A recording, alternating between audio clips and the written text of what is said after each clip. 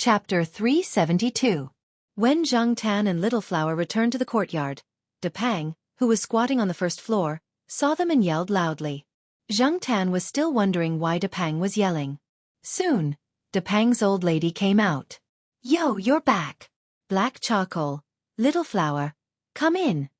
De Pang's old lady opened the door and called Little Flower in. Little Flower was familiar with many people in the courtyard. When the old lady came over to pull on his collar, Little Flower did not resist. He followed the old lady's strength and walked in. Zhang Tan followed. After bringing Little Flower into the house, the old lady took out her phone and called both the Jiao Pa and Old Man Li to tell them that they were safe. It turned out that when the Jiao Pa knew that Zhang Tan and Little Flower did not return to the courtyard and did not know where they went, and that the weather outside was bad, he asked De Pang's old lady, who stayed at home, to keep an eye on them. After receiving the news, the Jiao Pa and Old Man Li were instantly relieved. Although the Jiao Pa felt that with his cat's intelligence, he would not get lost or get caught in the rain, he was still a little worried when he did not see or hear from them. It was mainly because of the weather outside that he was worried.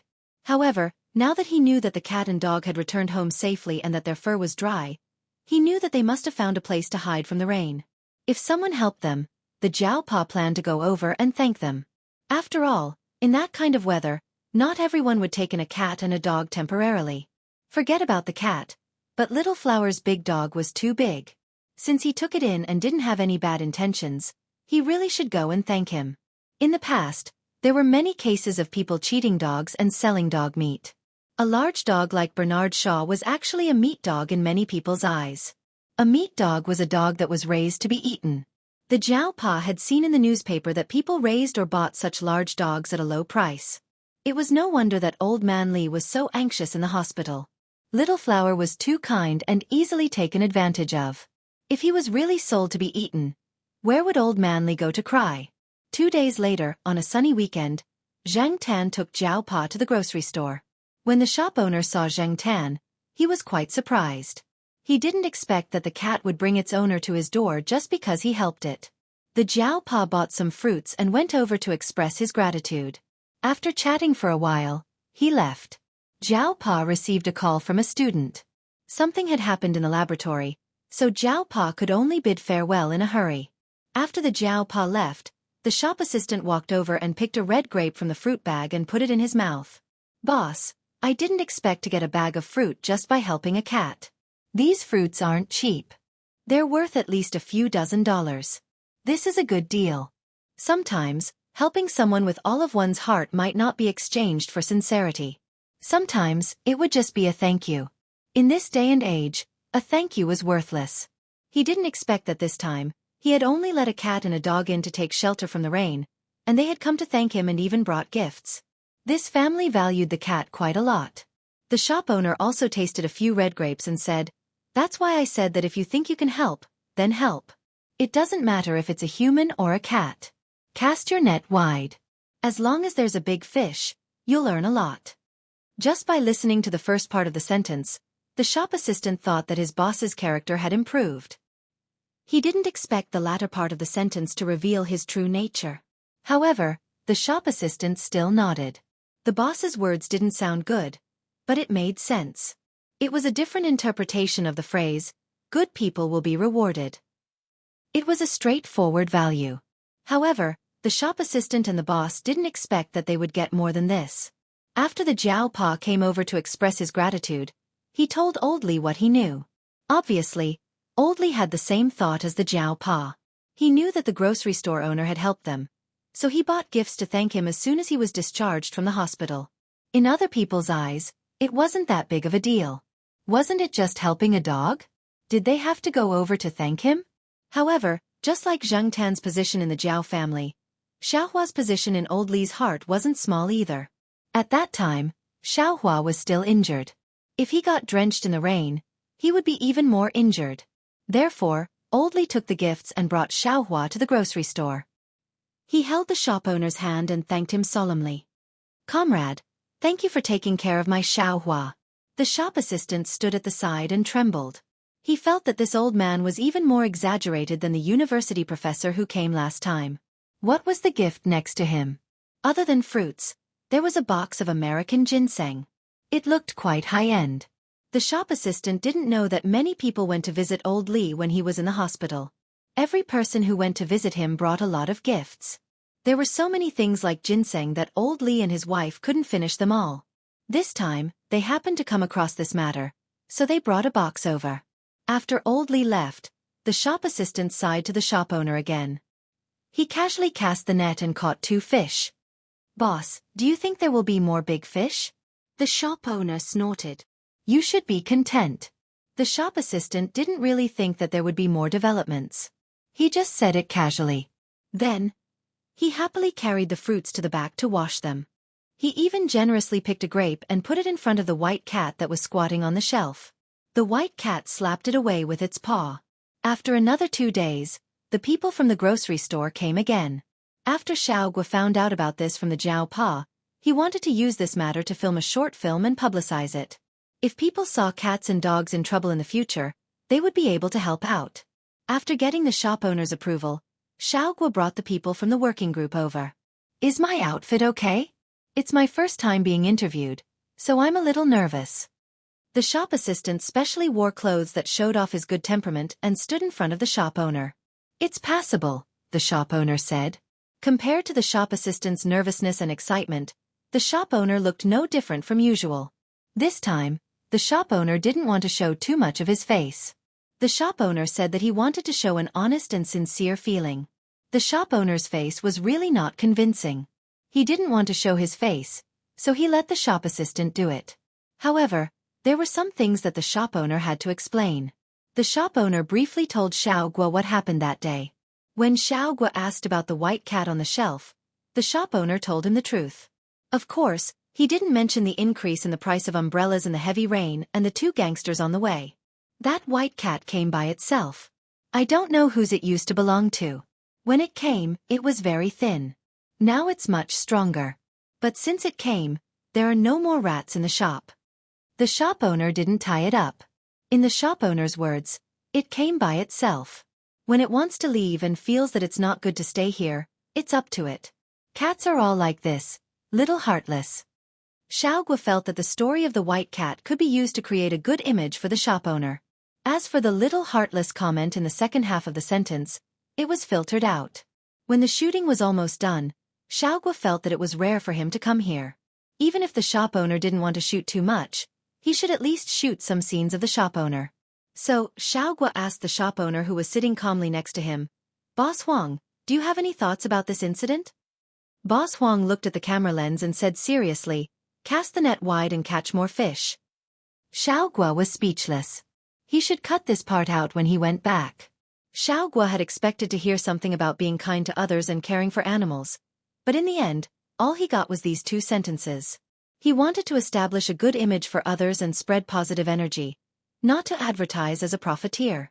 2 weeks later, Mao was alone at home. His wife took the kids to play at a friend's house and didn't allow him to follow. Mao didn't want to go with a group of women, so he stayed at home alone and let the nanny take a leave. Mao rarely had the chance to stay at home alone and surf the internet. He drank beer and ate takeout. Of course, there was a lot of cat food for black rice. Since he had nothing to do, Mao clicked on the website of Xiaogua's pet center and clicked on the section that he frequented. According to the Time, the new video was released. Mao, like many customers of the pet center and many cat friends on the internet, was very interested in the videos shot by Xiaogua's studio. Sometimes, he would watch the commercials. The crude commercials made by cats and dogs could entertain him for a long time and always make him feel relaxed. In addition to the commercials, there were also some short films about life, which always made him smile. Especially when he saw those who had tough stuff at home, he couldn't help but gloat. In the last episode, it was about Xiao Hua bravely saving his owner and honorably getting injured. What about this episode? Mao clicked on the latest video. It wasn't about commercials, but about what happened during the storm a few days ago. The main character was still Xiao Hua. Because it was a dog from the courtyard, Mao had paid attention to it and even visited old Li in the hospital. In this episode, it was Xiao Hua again. What did this dog do this time? Recently, this big dog had been appearing on the screen a lot. In the new video, after Mao saw a scene, he was stunned. He put down the beer, moved the progress bar forward a little, and then pressed pause on a certain scene. Staring at the somewhat mean face on the screen, Air Mao picked up the phone and called Xiao Gua. "Hello, Mr. Gua, are you free now? I have something to ask you." Xiao Gua was originally distributing work with the people in the workgroup, but after receiving Air Mao's call, he put down what he was doing and walked into the lounge. "Yes, I'm free. What do you want to ask?" Since Xiao Gua knew about Air Mao's background, he decided to suck up to him. Other than the matter about black rice, Xiao Gua wouldn't refuse Air Mao's rare call. How could he let go of such a good opportunity to get closer to Air Mao? Air Mao asked Xiao Gua about the video they had just shot, as well as the owner of the grocery store. "The owner? His surname is Huang, but I don't know his full name. He didn't mention it either. He didn't want to show his face too much during the shoot, so it was basically shot by the staff." Although he didn't know why Air Mao wanted to ask about the store owner, Xiao Gua still told Air Mao what he knew. "His surname is Huang." "Okay, I got it. I won't bother you anymore. Mr. Gua, you can continue with your work." After hanging up, Air Mao turned off the computer and went out. In the grocery store, the staff had been in a good mood because of the interview. After the video was released, he went to read the comments from the netizens. His performance that day was good, and the netizens commented that he was young and handsome. This made the staff proud for a few days, and he still hadn't completely let it go. As he was thinking, he saw a young man walk in. The staff went up to him and said enthusiastically, "What would you like to order?" "I'll introduce you." Because after the store owner said to cast the net wide and catch more fish, the staff thought that in the future, except for those who were obviously looking for trouble, he should treat the customers better. He wanted them to feel that even if it was a small grocery store, the staff was also professional. Air Mao walked into the grocery store and looked around. His eyes fell on the person who was sitting at the cashier and reading the newspaper. He said to the staff, "A weasel skin." Chapter 373. The shop assistant looked at his boss and then at the customer who seemed to be looking for trouble but did not look like one. After a few more glances, the shop assistant was sure that the customer knew his boss. Since they knew each other, the shop assistant had nothing to do with it. His boss would handle the rest. Therefore, the shop assistant picked up a rag and started wiping the shelves. His ears perked up as he was interested in his boss's gossip. After the initial shock, Boss Huang smiled helplessly. He put the newspaper down and took out 2 cigarettes. He put one in his mouth and tossed the other to Air Mao. Air Mao caught the cigarette but did not smoke. It waved its hand at Boss Huang's action of lifting the lighter, indicating that it was not going to smoke for the time being. "You've stopped smoking since you have a kid. You're still a heavy smoker," Air Mao said as he passed the cigarette back to Boss Huang. Boss Huang was a little surprised by Air Mao's words. He did not expect the naughty and mischievous person to have a kid so soon. In his impression, Air Mao would only settle down in his 30s, and before that, he would run around and play. "There's a chair over there. Drag it over and have a seat. Don't be shy," Boss Huang said as he put the cigarette back carefully. Air Mao did not hold back. It dragged a chair over and sat with its legs crossed. It even took a peach from the fruit bowl on the other side of the counter to munch on it. "It's been a few years since we last met. I didn't expect you to become like this," Boss Huang said. "I didn't expect you, Boss Huang, who used to manage a big company with hundreds of people, to stay in a small shop like this. Are you down and out?" Air Mao chewed on the peach, and his words were not very tactful. "We didn't survive the financial crisis." Boss Huang flicked the cigarette ash and let out a long breath. "I'm really not cut out for that." From what Boss Huang said, Air Mao knew that Boss Huang had opened the shop in the past 1 or 2 years. The shop did not look new, so Boss Huang must have taken over someone else's shop and stayed in Chuhua City. The shop assistant continued wiping the counter in the corner with his ears perked up. "No wonder I didn't see you when I first came here.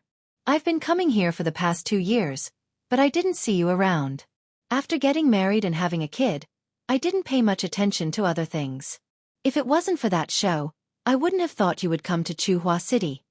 I didn't expect you to watch that show too. Of course, my family has cats too." Air Mao glanced at the white cat that was squatting on the high shelf and staring at them. "Hey, your cat looks pretty good." Boss Huang smiled without saying a word.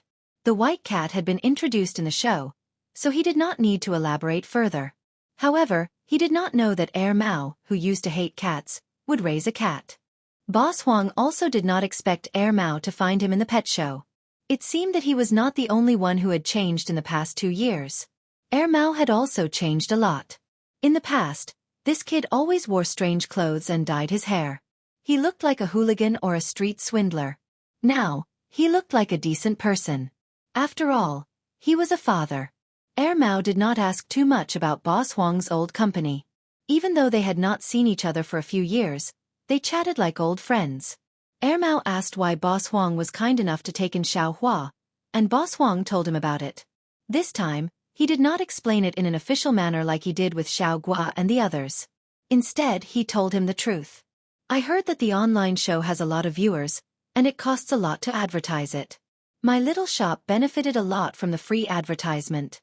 Many people who watched the show have been coming over recently. Mao nodded. I was wondering where Xiao Hua got his courage from. So, it's black coal.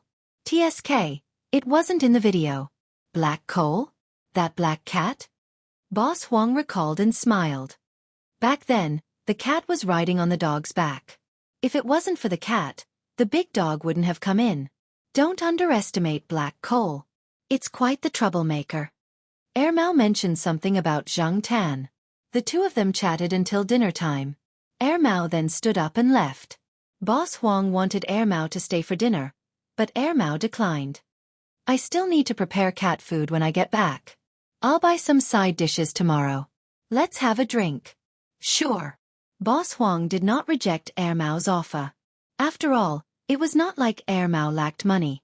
After Mao left, the shop assistant threw the rag away and ran to the cashier counter. Boss, who's that? An old friend. Boss Huang did not want to say much, but after a pause, he smiled and said, I didn't expect to get so many things in one go. That's right. The shop assistant thought. The next day, when it was almost 5 p.m., Zhang Tan was walking back from the lakeside villa. Unexpectedly, he bumped into Mao, who was carrying a bag of roast duck and a bag of cooked food. Black coal. Where are you going? Why don't you come with me to the grocery store where you took shelter from the rain? You can get to know someone while you're there. I'll call Professor Jiao later, said Mao. Zhang Tan thought about it and decided that it was a good idea. Since Mao would call him, he did not have to worry about being scolded. Besides, Mao mentioned the grocery store, which piqued Zhang Tan's interest, so he went with Mao. During the summer day, especially at noon, there were not many people shopping at the grocery store. Usually, there would be more people at night when the sun went down. When Zhang Tan and Mao arrived, the sun was still up, so it was still warm. There were not many people in the grocery store. The shop assistant was sitting at the side, playing with his phone while Boss Huang was still reading the newspaper at the counter. As soon as the shop assistant saw Zhang Tan, his eyes lit up. Zhang Tan could not help but stop in his tracks. He did not know why the shop assistant looked at him as if he was some RMB. Boss Huang asked the shop assistant to bring out a folding table. He cooked 2 side dishes and brought a few bottles of beer. The 3 of them and the cat made do with the food. When he saw Zhang Tan eating the same food as them, Boss Huang was curious. Is it okay for the cat to eat like this? It's fine. Mao was not worried at all. After distributing the food to Zhang Tan, it added a few pieces of roast duck, a few slices of beef, and some side dishes to the counter. Zhang Tan's table was on the counter. Zhang Tan did not mind. He ate a lot for lunch and slept for the whole afternoon without moving much, so he was not hungry. He came over to see what kind of expert Boss Huang was. From what Zhang Tan knew, anyone who was close to Mao was not an ordinary person. When he thought about how Boss Huang subdued the gangster on the rainy day, he was even more curious. As he was thinking, he heard a soft sound. Zhang Tan looked up. The white cat jumped on the counter and stood half a meter away from Zhang Tan. It seemed to want to come over as if it was curious about the food in Zhang Tan's bowl. Zhang Tan pushed the disposable bowl that Mao had prepared for him closer to his chest and protected the bowl from the cat. He did not want his bowl to be stained with the cat's saliva, and Zhang Tan was still concerned about that. Zhang Tan's action was seen by the shop assistant as he was protecting his food. The white cat noticed Zhang Tan's vigilance, so it stopped approaching. Instead, it stared at Boss Huang and meowed twice. Boss Huang picked up some duck meat without sauce and put it beside the white cat's feet. The white cat sniffed it and ate it reluctantly, causing the shop assistant to pout. You were more obedient when you first came here. Now you know how to put on airs. You're not cute at all. Boss Huang picked up another piece of duck meat and tapped the white cat's head with the other end of the chopstick. You little heartless thing. Not mine. My black rice is very obedient. It doesn't throw a tantrum, Air Mao said proudly. Zhang Tan scoffed in his heart and doubted Air Mao's words. He wanted to listen to more gossip and find out what was so special about Boss Huang, but to his surprise, Air Mao did not lead the conversation in that direction at all. They only talked about the usual trivial things. Zhang Tan was so bored that he wanted to take a nap. He regretted coming here. Instead of listening to the boring gossip, he might as well go back and have some good food. After dinner, the sun had set. Some customers had just come to the shop, so the shop assistant went to deal with them. Boss Huang did not have to show up, so Air Mao and Boss Huang had been drinking and chatting in front of the folding table. However, they had moved the table further inside the shop so that it would not disturb the customers. Zhang Tan was taking a nap on the counter. He was too lazy to move even when the shop assistant was picking up the items at the counter. All of a sudden, Zhang Tan's ears twitched and he looked outside the shop. There was a car and a van outside. The two men who came out of the van were the ones who came to the shop to cause trouble when it rained the other day. When the customers saw the "I'm here to cause trouble" look on their faces, they stopped buying and quickly left. However, they did not go far. They watched from a distance and discussed whether they should call the police if a fight broke out later. Some people nearby saw the situation and joined the discussion. However, most of them were just there to watch the show. Small merchants like them did not want to provoke the gangsters. Air Mao and Boss Huang saw the men as well, but they did not look worried at all. Air Mao even sized up the newcomers with interest. He then stood up and said, "I'll go out first. You take your time." When Air Mao walked to the counter, he called Zhang Tan out with him. Zhang Tan glanced at Air Mao. He jumped down from the counter and walked out of the shop with Air Mao. Air Mao was still in the mood to buy a melon from a vendor who was pulling a wooden cart. He then leaned against the cart and watched the situation in the shop.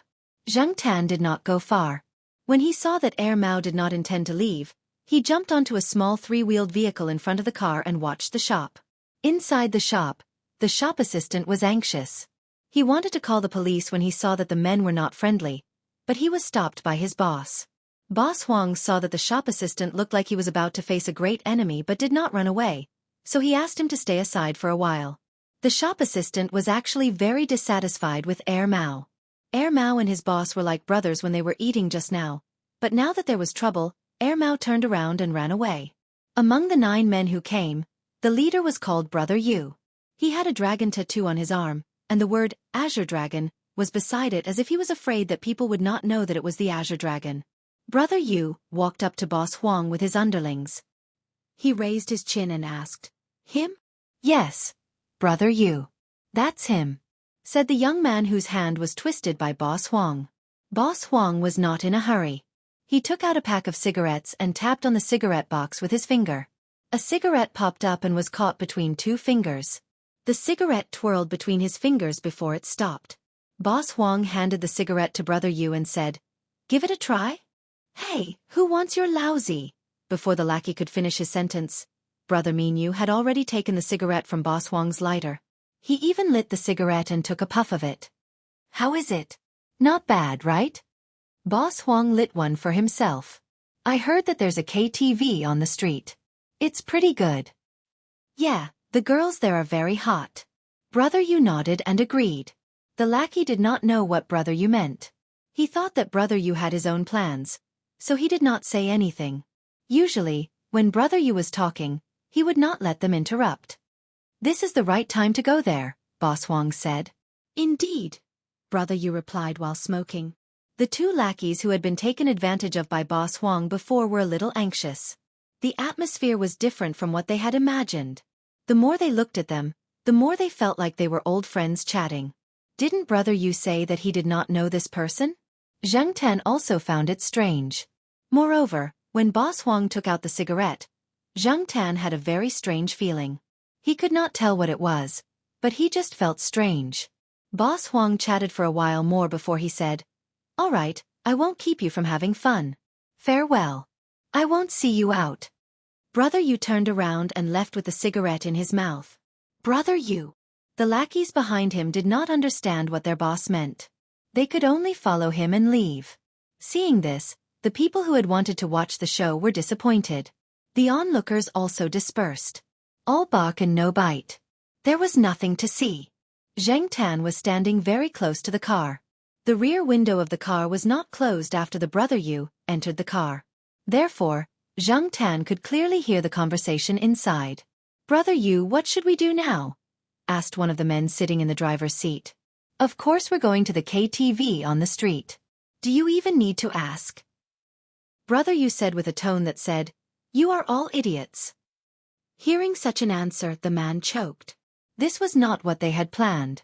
Didn't they say that they were going to teach the shop owner a lesson? Another person sitting in the front passenger seat also said, Brother Yu, are we just going to let the owner of that shabby shop go? The owner of a shabby shop? Who? Brother Yu asked. That's. The person in the front passenger seat also choked. What did Brother Yu mean? Was he pretending to be stupid or not to mention it? The person in the front passenger seat did not say anything. After all, he was not the one who wanted revenge this time. What was there to worry about? Brother Yu sat in the car, smoking and thinking about what kind of girl to accompany him at the KTV later. Brother Yu, I think we should have taught that person a lesson just now. The person sitting next to Brother Yu could not help but say. He was familiar with Brother Yu, so he dared to say a lot of things. His brothers were already showing their arrogance. You want us to pretend to be weak? Just now. Brother Yu forcibly withdrew his thoughts from the girl accompanying him at the KTV, and thought about the words of the person next to him. Just now? What happened just now? Something seemed to have happened just now. What was it? Brother Yu felt a headache. He raised his hand and knocked on his forehead. He waved his hand and stopped thinking about it. Why are you talking so much nonsense? Hurry up and drive. If you don't go now, the good girls will be taken away. If you find some ugly girl to accompany you, you will cry. The other people in the car. Damn, they really wanted to cry now. Chapter 374. On the way back, Zhang Tan was still trying to figure out what was going on. Hypnosis? Zhang Tan had never seen anyone hypnotized in such a way. However, there were so many people at that time. Why was Minyu the only one who seemed strange? From the beginning to the end, Boss Huang only took out a cigarette and said a few words. Zhang Tan wondered if there was something wrong with the cigarette. Maybe it was some kind of drug or something, but the cigarette was no different from the one Boss Huang smoked during lunch. As Zhang Tan was thinking, he heard Mao say, Black Coal, do you know why that guy's nickname is Weasel? They entered the school from the side entrance, and it took them about 10 minutes to walk to the eastern courtyard. At that time, there were not many people on the path, so no one heard what Mao said. Zhang Tan looked at Mao and perked up his ears. His name is Huang Shu. According to folklore, Weasel has the ability to confuse people. Of course, that guy might not be as evil as those folktales said. He only knew some tricks passed down from his ancestors. Because he had fooled many people, and his name sounded very similar to Yellow Weasel, everyone called him Weasel. Many people know who the person nicknamed Weasel is, but they don't know his real name. Nicknames are much more famous than names. Little tricks? Zhang Tan was quite interested in that person's little tricks. It can be considered a relatively special kind of hypnotism. Perhaps it also involves some spiritualism. It's a kind of derivative trick that was once popular in the era of theocracy. Using your cat dad's scientific explanation, it should belong to the category of neuroscience. Of course, with current science and technology, some things are difficult to explain. Some people used to call these tricks heretical or even evil, but we call them folk arts. Every kind of skill that has been passed down for hundreds and thousands of years has its own reason and value. But don't be afraid. Usually, he wouldn't use that kind of trick, especially on people. He rarely used it when he was doing business back then. Of course, tonight's situation is an exception. Also, I told him not to use that kind of trick on you. While Mao was talking about Boss Huang, Zhang Tan was thinking, even if Boss Huang is a hypnotist, he might be able to hypnotize humans, but can he hypnotize cats, dogs, and even rats? If he had that kind of ability, why would he stay in a small grocery store? However, Zhang Tan had seen a lot of people with weird tempers. Just like Mao, who didn't live in a high-end elevator house or buy a villa, but chose to rent an apartment in a courtyard in the Eastern District and lived in a small place of about 70 square meters. Everyone had their own ideas. Zhang Tan couldn't figure out the thoughts of those weirdos with his own way of thinking. Being able to see Boss Huang's special side made Zhang Tan's afternoon trip worthwhile. The next day, Zhang Tan went to the grocery store again. Initially, Zhang Tan wanted to observe Boss Huang's little tricks more, but he was more curious than afraid about the hypnotic tricks that Mao mentioned. When the shop assistant saw Zhang Tan again, he even greeted him with a smile. The shop assistant was still a little dizzy after what had happened last night. He didn't know why those people had come in such a rage and left after saying a few words to the boss. He had asked the boss about it, but the boss had only replied, probably because they were bored and had nothing better to do. The shop assistant couldn't sleep in the middle of the night and kept thinking about what happened last night. He suddenly realized that Mao might have expected something like that, so he went out to watch calmly. It seemed like Boss Huang had a lot of secrets. Young people were always curious, but Boss Huang had no intention of telling him anything. When Zhang Tan arrived, there was no one in the store. The shop assistant was playing poker with Boss Huang out of boredom. It was the simplest kind of poker game. Whoever drew the most points would win in 5 rounds, and the loser would be responsible for cleaning the store for the day. Zhang Tan jumped up and took a look. On the paper that recorded the results, the shop assistant had lost from the beginning to the end. Every time, it was a best-of-5 format. Even if the shop assistant won 2 rounds in a row, he still couldn't win. Zhang Tan believed that this kind of simple game should be based on probability, right? However, the shop assistant didn't win even once. Later on, Rack 1 was marked to Rack 6, which meant that the shop assistant had to clean Rack 1 to Rack 6 alone for the day. The game was still going on, but the shop assistant's bad luck didn't turn for the better. No. Boss, shuffle the cards again, said the shop assistant. He was the one who shuffled the cards just now, but he lost from the beginning to the end. This time, it was Boss Huang's turn to shuffle the cards. He had seen Boss Huang shuffle the cards before, and his shuffling skills were terrible. After Boss Huang shuffled the cards, his luck should be better, right? Boss Huang didn't care. He picked up the cards and shuffled them. Zhang Tan had seen Mao play poker before. Back then, Mao used to play fancy cards on the street to fool the female students. Since this person knew Mao, he must be a capable person. Based on his results just now, Zhang Tan had a feeling that this person was the same as Mao. Sure. Boss Huang didn't care. He took the cards and shuffled them. His shuffling skills were terrible. He was like a kindergarten kid. When he shuffled the cards, Zhang Tan clearly saw a king of spades at the bottom. Zhang Tan could see it, and so could the shop assistant. Therefore, after Boss Huang shuffled the cards in such a childish way, the shop assistant said that he would pick first. Sure. Boss Huang answered as if he didn't care. As expected, the shop assistant picked the card at the bottom and flipped it over with a grin. Then his smile froze. He thought it was a king of spades, but it turned out to be a 3 of hearts. Boss Huang simply picked a king of spades from the middle. This isn't right, boss. How did this happen? I saw a king of spades at the bottom. How did it turn into a 3 of hearts? The shop assistant was puzzled. Boss Huang chuckled and wrote, "Shelf 7" on the notebook beside him. He then said, "Eyes can also lie. You cheated." The shop assistant complained. "I'm talking about evidence. If you don't have evidence, don't spout nonsense. This is called being a sore loser," Boss Huang pointed out as if he was an experienced person. "I'm not playing anymore. This is too much." The shop assistant put away the cards and planned to buy some lunch. If this continued, he would die of exhaustion from losing.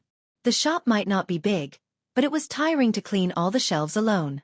It was summer, and every little movement would make him sweat. It was almost time, so Zhang Tan went to Feng Baijian's place to eat. After Zhang Tan left, Boss Huang went through the morning's income. When he saw the white cat jump on the counter again, Boss Huang stared at the greasy spot on its body and took out a 1 yuan coin. The white cat thought Boss Huang wanted to play with it, so it walked over. Boss Huang put the 1 yuan coin on the counter and moved it to the white cat. He held the coin vertically and flicked the edge of the coin, causing it to spin. The white cat lowered its head and looked at the spinning coin. Its tail, which had been wagging, slowly stopped moving. Boss Huang took out a square handkerchief and wet it with water.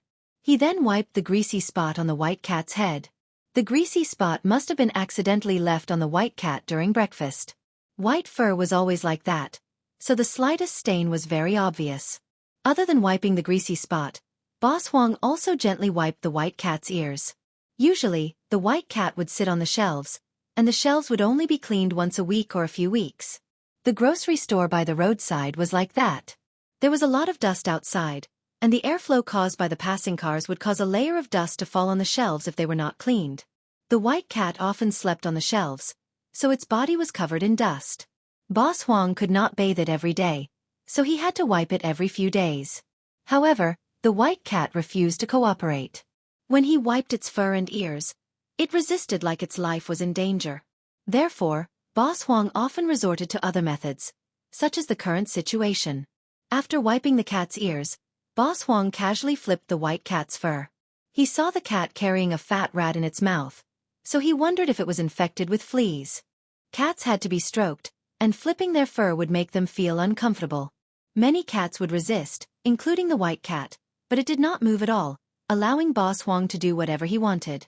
After flipping the cat's fur and finding no fleas, Boss Huang was relieved. He did not plan to bathe the cat or buy flea medicine. Putting the towel down, Boss Huang raised his finger and flicked the white cat's nose. The white cat shuddered as if it was awakened. It looked at Boss Huang and the coin beside its paw. It raised its paw and played with the coin, as if it had no idea what had just happened. Looking at the white cat playing with the coin nonchalantly, Boss Huang thought of the black cat that came in the morning. Was the black cat a male or a female? Mao didn't say anything about it, did it? Boss Huang pondered. The white cat in his shop was a female, and the black cat kept coming over. If it was a male, did it have its eyes on the white cat in his shop? He was not sure. The black cat walked with its tail hanging down, so Boss Huang was not sure if it was a male or a female. Boss Huang thought that if he saw the black cat again, he would have to see if it was a male or a female. Even though Mao told him not to play any tricks on the cat, he just wanted to see if it was a male or a female. It would not hurt the cat anyway. Boss Huang picked up the coin that was almost pushed out of the counter by the white cat. He fiddled with the coin in his hand and stopped reading the newspaper. After lunch, he kept an eye on the outside of his shop to see if the black cat would come again. Zheng Tan had lunch at Feng Baijin's shop. He watched Feng Baijin play a new game before he jumped on a willow tree by the lake to take a nap before he went back to his shop. Initially, Zheng Tan did not plan to enter the grocery store. He was just passing by, but Boss Huang, who had been keeping an eye on the outside, suddenly called out to Zheng Tan. Cole, come here. Boss Huang waved at him. Zheng Tan was speechless. Did this guy learn this from Mao? But it was even worse than Mao. Even the word, black, was omitted. Zheng Tan had no idea what Boss Huang wanted, but he still walked over. Boss Huang tapped on the counter. Come on, Cole. Let's play a game. Boss Huang then took out a hemp rope and dangled it beside the counter. He played with it a little since he usually used it to tease the cat. Zheng Tan looked at Boss Huang as if he was looking at an idiot. He did not touch the hemp rope. Instead, he jumped on top of the counter to see what Boss Huang wanted. When Zheng Tan jumped on top of the counter, Boss Huang did not care why Zheng Tan did not play with the hemp rope. He took out the coin from earlier and flicked it like how he did with the white cat. When the black cat in front of him looked at the coin without moving its tail, Boss Huang thought it was enough. He wanted to grab Zheng Tan's tail to see if it was a male or a female. However, the moment his hand touched the tail, his eyelids twitched. He suddenly realized that something was wrong. A black figure flashed in front of him and he only managed to raise his hand to block it. However, he failed to block Zheng Tan's kick. Boss Huang almost fell off his chair after the kick to his face. He did not care about the pain on his face as he was shocked. It's ineffective. Chapter 375. After Zheng Tan kicked Boss Huang, he stood at the counter and looked at the man who almost fell off his chair. Although Mao had told Boss Huang not to use such tricks on Zheng Tan had always been wary of people with special abilities like Boss Huang. He was not familiar with Boss Huang. The first time they met was because of the weather. Boss Huang had let them in to take shelter from the rain, and Zheng Tan had thanked him for that. However, ever since he found out that Boss Huang was close to Mao, he knew that Boss Huang was not an honest person. Otherwise, Boss Huang would not have been able to hang out with Air Mao. There was a saying that birds of a feather flock together. Therefore, even though Zhang Tan knew that Boss Huang did not have any malicious intentions, he was still vigilant to prevent pranks from happening. He did not expect it to happen now. When Boss Huang took out the coin, Zhang Tan had a strange feeling. It was the same feeling he had when Boss Huang played with you that night. So Zhang Tan was on guard. Boss Huang thought that Zhang Tan lowered his head and did not move because Zhang Tan was observing the coin to see if it was different from a normal coin. As for Zhang Tan's tail, it was because he was not a real cat. Other than moving his tail when he was thinking about something or when he was excited, his habits were different from other cats. Since Boss Huang treated Zhang Tan like a normal cat, he was not very cautious around Zhang Tan.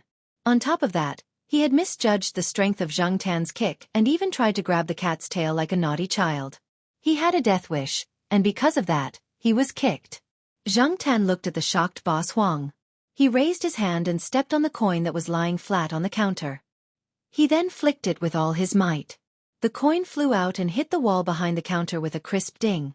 It then rebounded and fell on Boss Huang's head, sliding down his hair.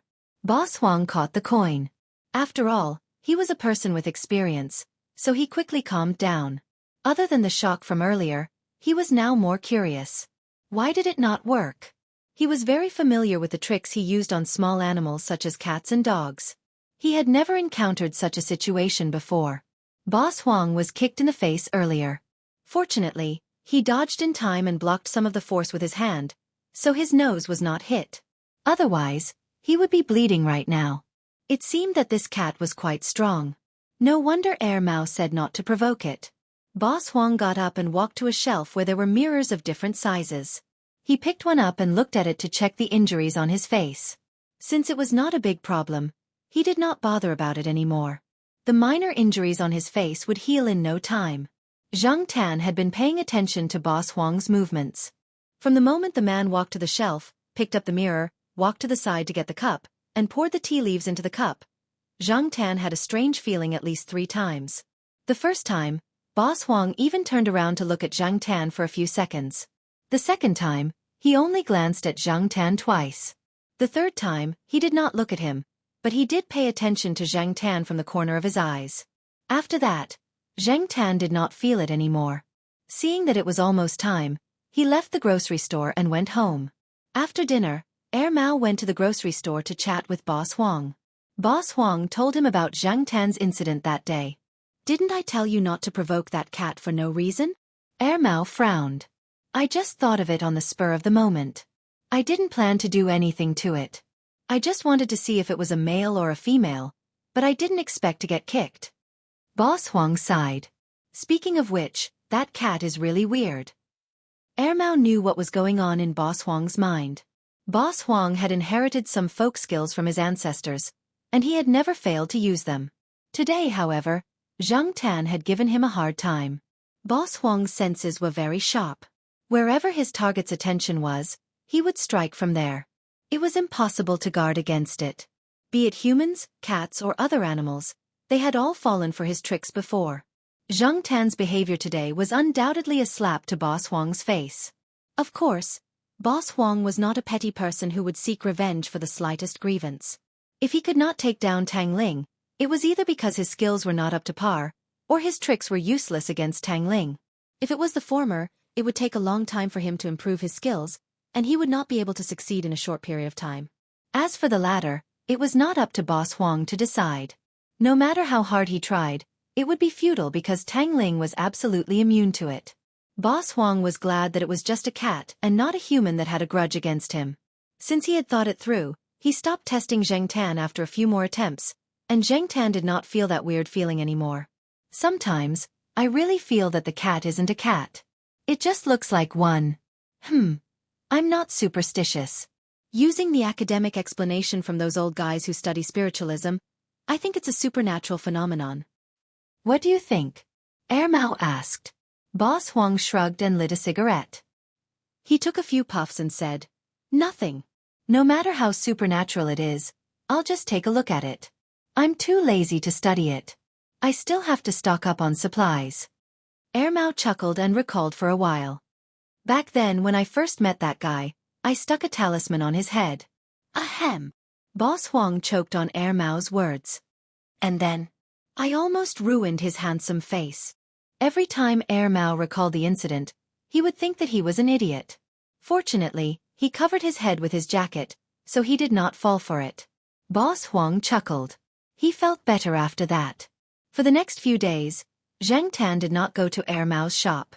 He only bumped into Air Mao when he was strolling around the campus and listened to it talk. Air Mao said that Boss Huang's tricks did not work on Zhang Tan. Although Zhang Tan believed it, he could not help but wonder why Boss Huang's tricks worked on other animals but not him. Air Mao and the others did not fall for the trick because they had their own capabilities. As for Zhang Tan, he knew himself very well. Among all the explanations that he could think of, the most likely one was his biggest secret. After all, he was not a real cat and he was not a real human. Whether it was the tricks used on humans or animals, none of them worked on Zhang Tan. After hearing what Air Mao said, Zhang Tan noticed that Air Mao's expression was the same as usual. The next day, he went to the grocery store to check on Air Mao. Boss Huang was not surprised either. His reaction was normal. Zhang Tan heaved a sigh of relief. After the summer break, it was the start of the new semester. Every year during the new semester, Boss Huang could earn a huge sum of money. For him, the most important thing now was to ensure that he had enough stock. He would not have the time to go to the grocery store.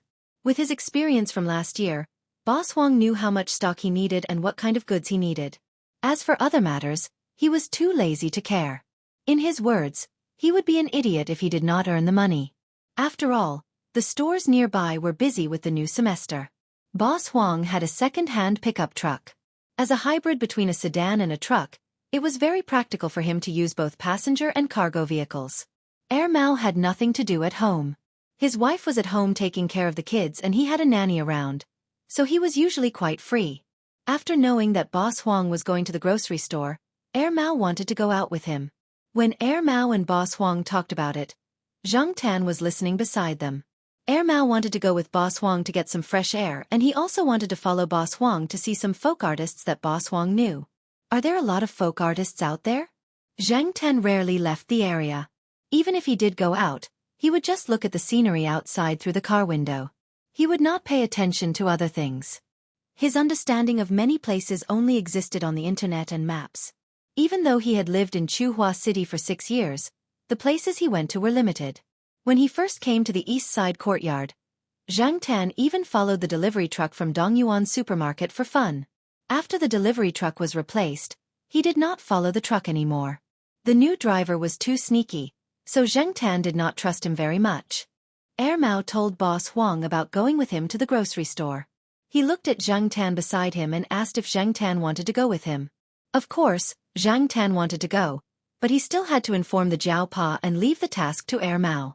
The Jiao Pa did not object. It was not Zhang Tan's first time doing something like this. He only had one request for Zhang Tan: don't cause trouble. It seemed that in many people's eyes, Zhang Tan was a troublemaker who would run into trouble wherever he went. No one knew if it was because of Zhang Tan that so many things happened to Zhang Tan or because it was a coincidence. Either way, the Jiao family was worried about this. The Jiao Pa had met the grocery store's owner once, and now that Zhang Tan wanted to go with Boss Huang again, he went to the grocery store to pay him a visit. From what the Jiao Pa knew about Zhang Tan, he knew that if there was a first time there would be a second time, a third time, and so on. Maybe in the future, every time Boss Huang went to the grocery store, his cat would go with him. He had to admit that the Jiao Pa knew Zhang Tan very well. On this day, Air Mao went to the 5th floor to look for Zhang Tan, and they went to the grocery store together. When they arrived, Boss Huang was helping them look at the list. On the list were the types and quantities of goods that Boss Huang and his staff had sorted out. They had checked the list yesterday, so they would go through it again before they left. Mattress, mat, electric fan, flashlight, cloth closet, shoe rack, hook, bed table. Boss Huang went through the list one by one. The list was quite long, so Air Mao did not disturb him. Okay, that's all. Boss Huang folded the list and put it in his pocket. He then called Air Mao and Zhang Tan to get into the car. The pickup truck had 2 seats. Air Mao sat in the front passenger seat while Zhang Tan sat in the back. They could relax a little when they went out, but when they came back, the back seat would be full of goods. Life is like a book from heaven. Hey, hey, hey, where do I start? The soul doesn't know where to go. Where is the way home? Boss Huang loved to sing when he was driving, but Zheng Tan had never heard the song before. He thought it sounded weird. However, compared to General, it was still bearable. Old Huang, change to something more exciting. This song makes me uncomfortable, said Air Mao. Boss Huang thought about it and continued singing. The river flows to the east, the stars in the sky. That shivers. Zhang Tan and Air Mao were at a loss for words. In the shop, the white cat sat on the shelf. It had no intention of following Boss Huang since it did not go out much. It watched as Boss Huang got into the car and followed it closely. It only turned around when it could no longer see Boss Huang. After Boss Huang left, it glanced at the staff member who sat in the boss seat obediently. The white cat then threw the thing beside its paw at the staff member. The staff member who was sitting in the cashier's chair with his legs crossed and was about to read the newspaper when he saw something black fall and hit the newspaper. F***CK. Chapter 376. Boss Huang had his own supply channels, so it would take some time for them to drive. However, Zhang Tan and Air Mao did not focus on the goods they were going to purchase. Instead, they were concerned about the people they might run into during the trip. For example, an auntie who was killing fish in a market or an uncle who set up a stall near a high school. Zhang Tan felt that they were similar to the sweeping monks in stories. Extreme pretentiousness? Of course, there were more than that. There were also some winners in life, who rode in high-end cars and brought bodyguards with them everywhere they went. If Boss Huang had not mentioned it, Zhang Tan would not have noticed the difference between those people and the others. Art was hidden in life, regardless of whether it was at the bottom or the top. Those people basically minded their own business. Sometimes, Zhang Tan wondered why those people who hid their skills in the streets would be content with being mediocre. Zhang Tan believed that as long as they were willing, they could also ride in high-end cars and live in high-rise villas and live a luxurious life. The so-called all-round development meant that those who could achieve all-round development and excel in all aspects were definitely top-notch geniuses. Such people were very few in number, and among the public, as long as one had a skill, one would live a better life than those who were well-developed in all aspects but mediocre in all aspects. Therefore, those people could definitely make a name for themselves with their skills. However, the difference in their living standards was too big. You are not a fish. How can you know the happiness of a fish? Boss Huang understood those people's choice. Zhang Tan thought about it and agreed. How could Boss Huang know that others were not living well? Who knew if they had a different kind of life in the human world? Zhang Tan did not have to lament about other people's lives. He was also a different kind of person. Humans had their own lives, and cats had their own ways. Even though Zhang Tan was a fake cat, he had to follow some of the ways of a cat. If he behaved like a human, he would be courting death. However, after becoming a cat, he felt that some cats had a better life than humans. They were more leisurely. Was it good to be a cat? Zhang Tan did not think it was good, but fortunately, he had a good family and knew some good people. Air Mao, who was looking out of the car window, did not know that the cat behind it was giving them the good person card in its heart. Because there was a traffic jam at the crossroads, it would probably take a few more minutes to get there. Hey, old Huang, that. Air Mao looked in a direction and nodded. Zhang Tan stood up and leaned against the window, looking in the direction Air Mao was pointing. There was a patrol officer over there. He looked like a young man in his 20s. Oh, him? I think his surname is Liao, but I don't know his full name. I'm not familiar with him. We only exchanged a few words when we encountered a blackmail in the middle of purchasing goods.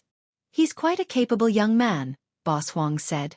Zhang Tan took a look and didn't think there was anything special about that person. But soon, he realized that the police officer who was walking slowly had sped up and was heading straight for the fork in the road ahead. Coincidentally, someone ran out from the other side of the fork, and the police officer pounced on him. The person who ran over was pushed to the ground. That person wanted to resist, but he found that there was a pair of handcuffs on his hands. Zhang Tan didn't even see when the handcuffs were put on him. All he felt was that in the blink of an eye, the handcuffs shone with a cold metallic luster.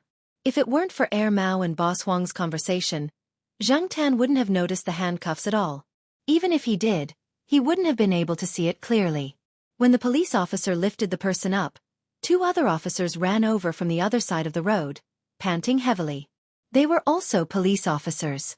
When they saw the situation, they smiled and chatted with the police officer. Judging from their expressions, they should be with the police officer. A police cruiser approached the roadside and the three officers escorted the suspect into the cruiser. The police officer was the last to enter the cruiser. Before he got into the cruiser, he glanced at Zhang Tan and the others. After the police officer left, the crowd was still discussing the incident, but it was only temporary.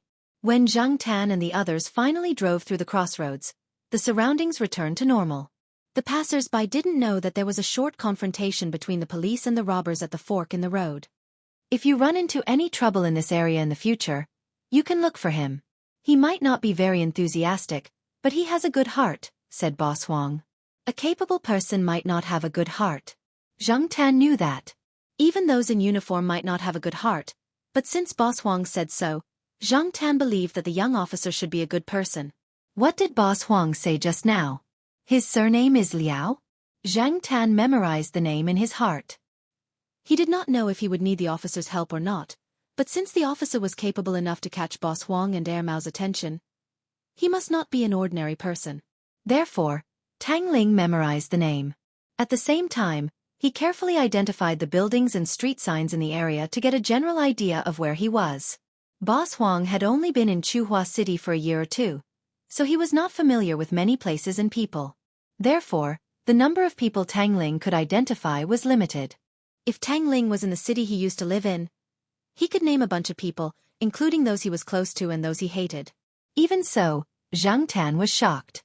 In his opinion, the number of people Boss Huang mentioned was more than enough. He never knew that there were such people in the city that he had lived in for 5 to 6 years. However, no matter how many people there were, it did not matter. Zhang Tan's daily activities were limited, so he did not expect to have much interaction with those people. Mao and Boss Huang were the ones who were busy stocking the goods while Zhang Tan watched from the side.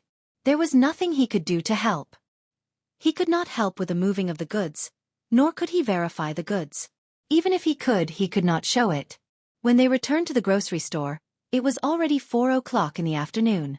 Mao helped them unload the goods, and the other 3 people in the store helped as well. The shop assistant checked the goods and complained to Boss Huang, "White cat threw rats and bugs everywhere today, and it even threw them at me. You have to change your habit." Zhang Tan glanced at the white cat, who still had a stern face and a sharp gaze. He secretly pouted. Every cat more or less had a bad taste in them. Initially, Boss Huang planned to unload the goods and organize them before looking for a restaurant to have a meal together. He also included Zhang Tan, but Zhang Tan did not want to stay there. He had been in the truck for a long time today, and he did not even move when they were moving the goods. His daily activities were limited. Even when it was raining, he still had to walk around the house or visit people in the building. Other than that, when they returned home after unloading the goods, the back seat of the pickup truck was filled with a lot of stuff, and Zhang Tan's space of movement was even smaller. Even stretching was difficult for him. Zhang Tan's obsessive-compulsive disorder made him feel uncomfortable if he did not exercise to a certain extent. Therefore, Zhang Tan wanted to walk around more, so he went straight home. It was still early, and there was no one at home, so Zhang Tan wandered around the campus.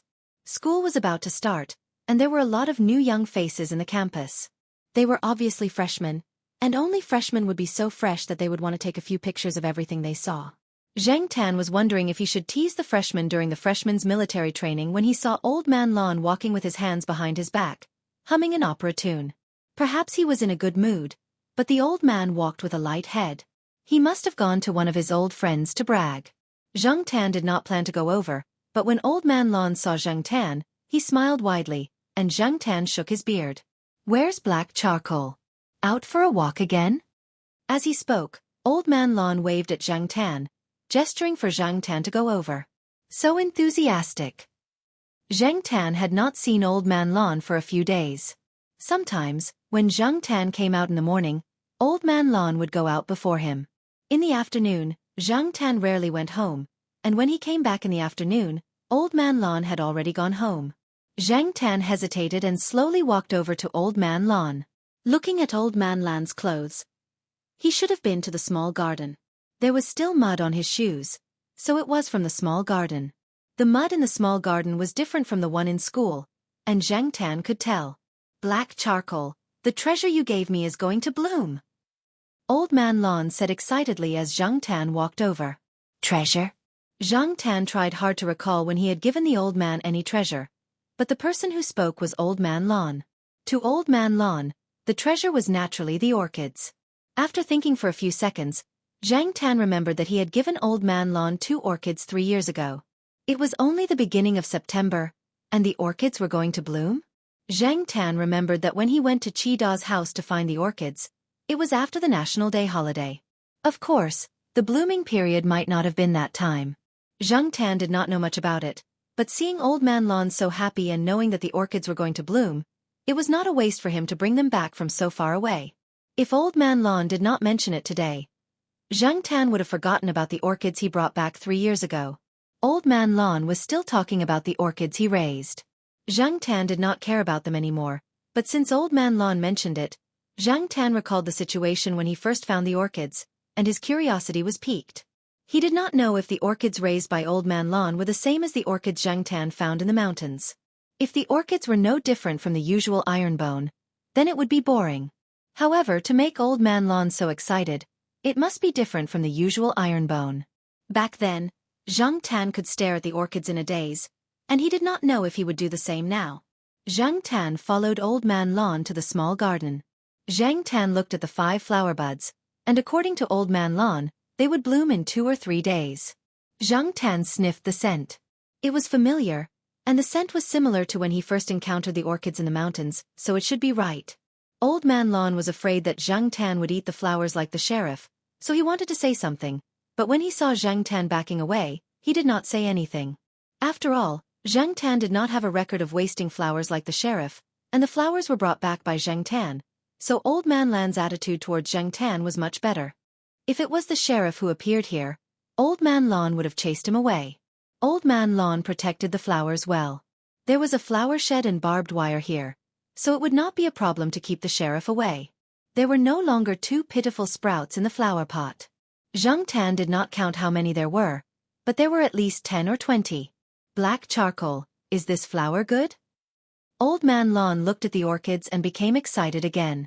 The flower buds look like jade, and it will be extraordinary when it blooms. Let me tell you.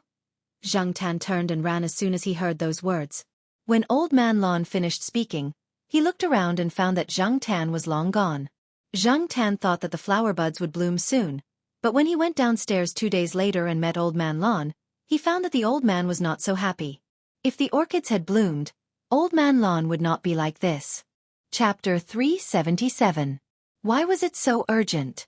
Zhang Tan could guess that the problem lay with the pot of orchids, but Zhang Tan was not sure what the cause was. Did something go wrong when the flowers were about to bloom? Or was it some other accident? Old Man Lon had always been very protective of the flowers.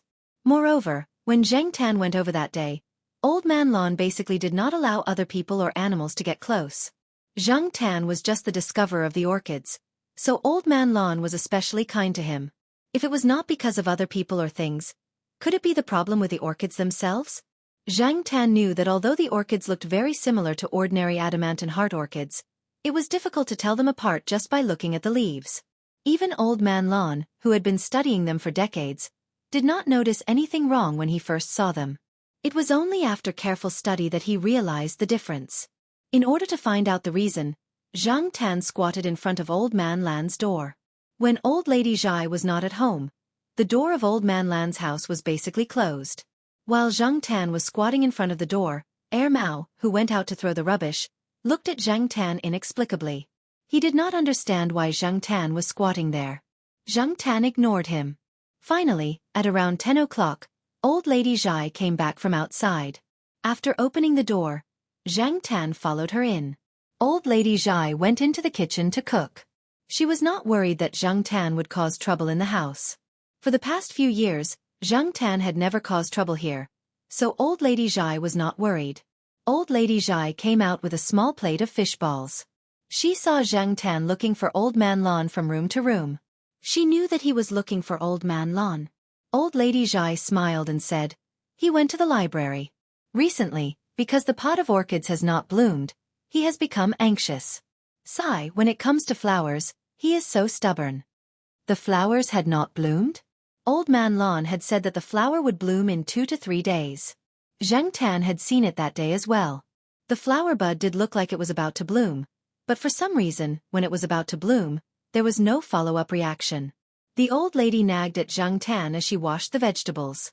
What she meant was that even Old Man Lon himself didn't know the reason why the flowers hadn't blossomed. He had looked up a lot of information, but it was all to no avail. Now that Old Man Lon was done flipping through the books at home, he would go straight to the school library. He probably wouldn't come back for lunch if he couldn't find the answer. Whenever he sat there researching, he would lose track of time. Eating was not allowed in the library, but there was a special resting area. There was also a resting area for the staff. The old lady knew the people there and had greeted them. There were 2 reasons why Old Man Lon was so anxious. Firstly, he didn't know why the flowers weren't blooming. Secondly, it was because of the city's flower exhibition in October. In the past 3 years, Old Man Lon didn't continue to research other orchids. After the basic care, he spent most of his time on this strange pot of orchids. Only after raising it did Old Man Lon realize how difficult it was to take care of this pot of orchids. Originally, Old Man Lon thought that it would take 5 to 6 years or even longer to see it bloom. He didn't expect it to bloom in just 3 years. No one could understand the excitement in Old Man Lon's heart when he saw the flower bud.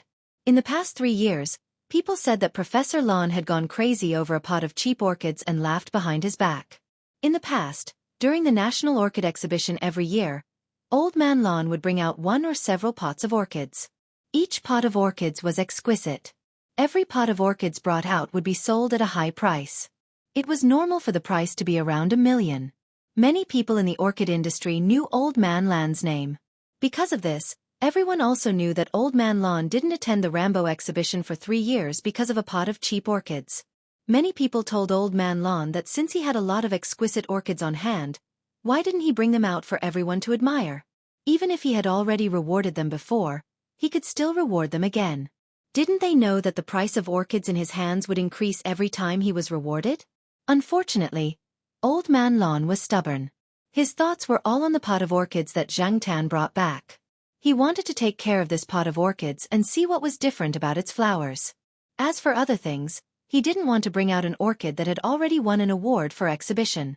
He didn't have the habit of doing so.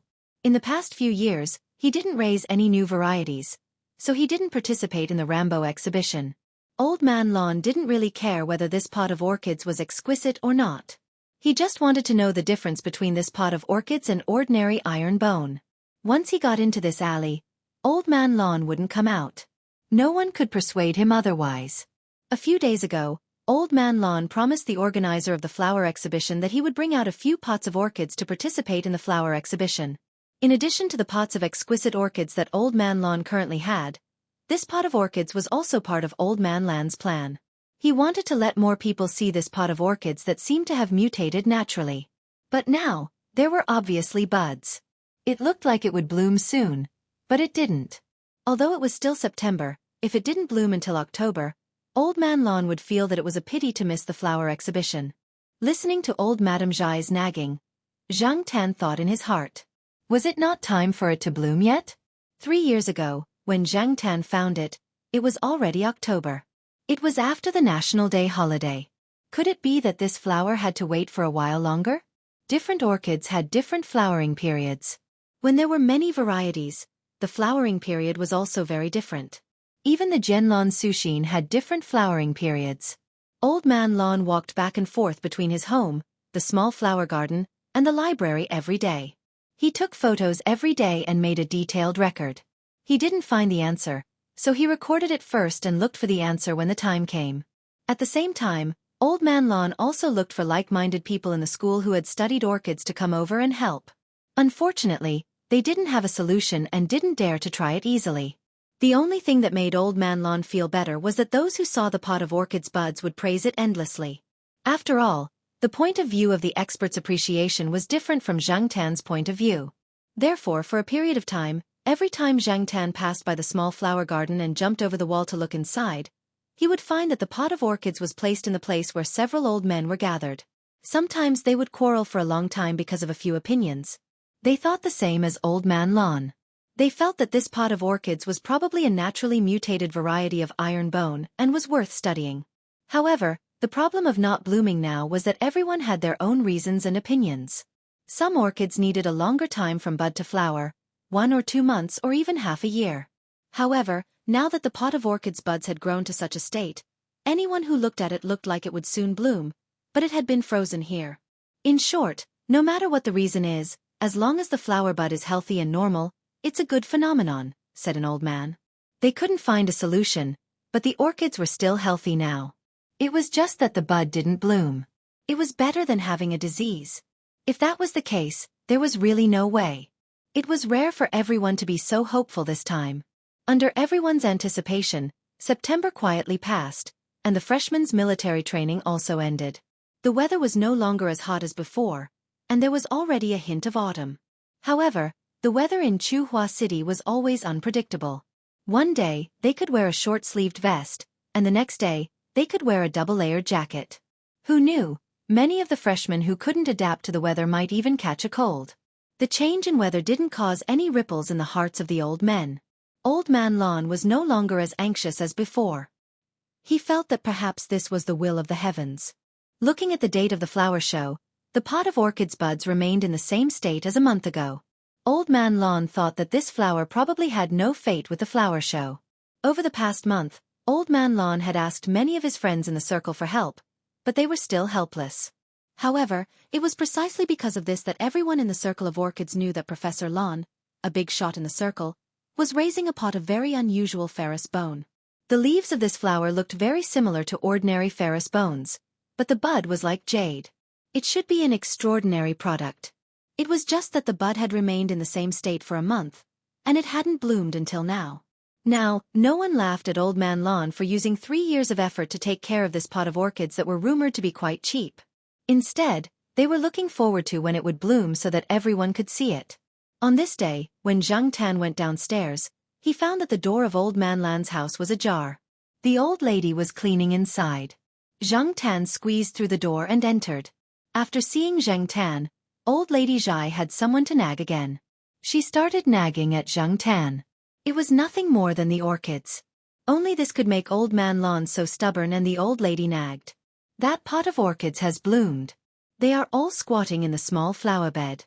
They don't even have time to eat, the old lady said. She was helpless about Old Man Lon forgetting to eat every time it involved orchids. However, Old Man Lon was not the only one who forgot to eat this time. Zhang Tan came to the small flower bed. When he climbed in, he found the place where the pot of orchids was placed.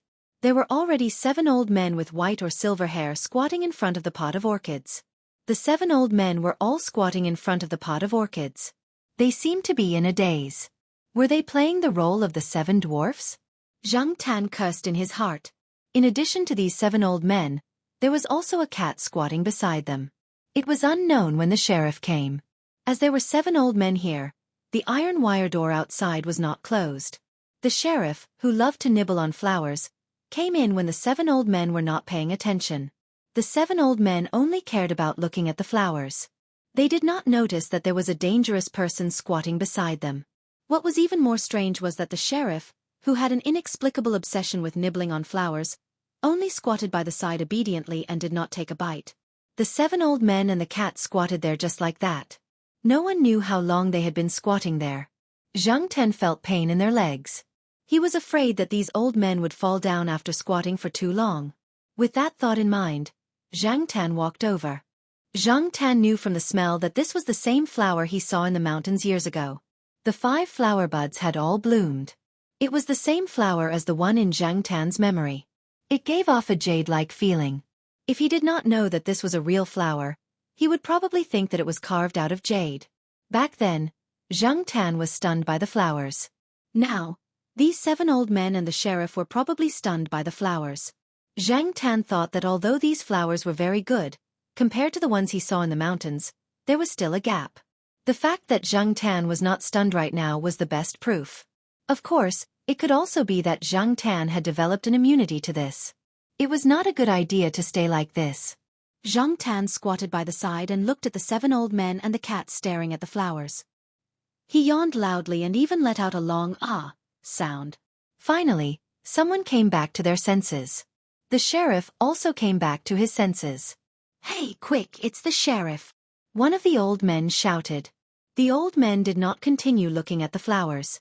They guarded the sheriff as if he was a thief. They only let out a sigh of relief when the sheriff was chased out. The sheriff was a love-struck fool. Everyone knew this. The old men slowly stood up and massaged their legs. Fortunately, they did not fall down.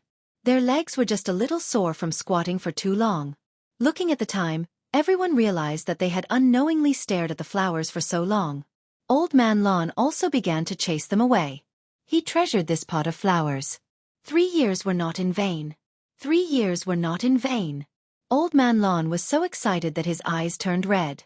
"Old Man Lawn, are you selling this flower?"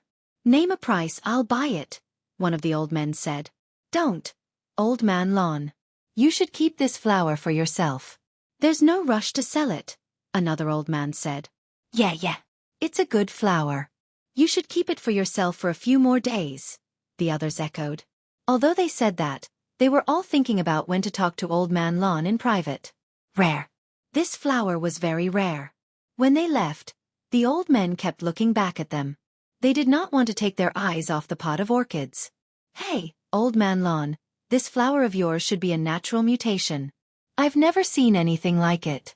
Have you given it a name yet?" one of the people chased out by Old Man Lawn asked. Old Man Lawn paused in his action of chasing people away. He grunted and glanced at Zhang Tan when no one was looking. Zhang Tan. Chapter 378. No matter what kind of flower it was, people always liked to give it a unique name.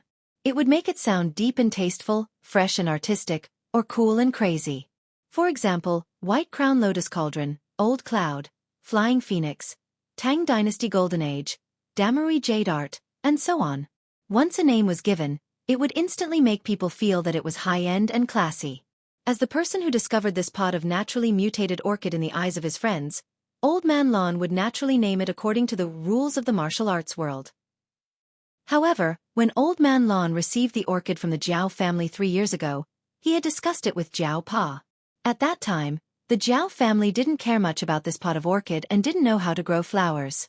The Jiao family said that it was a gift to Old Man Lawn, but Old Man Lawn didn't really accept it.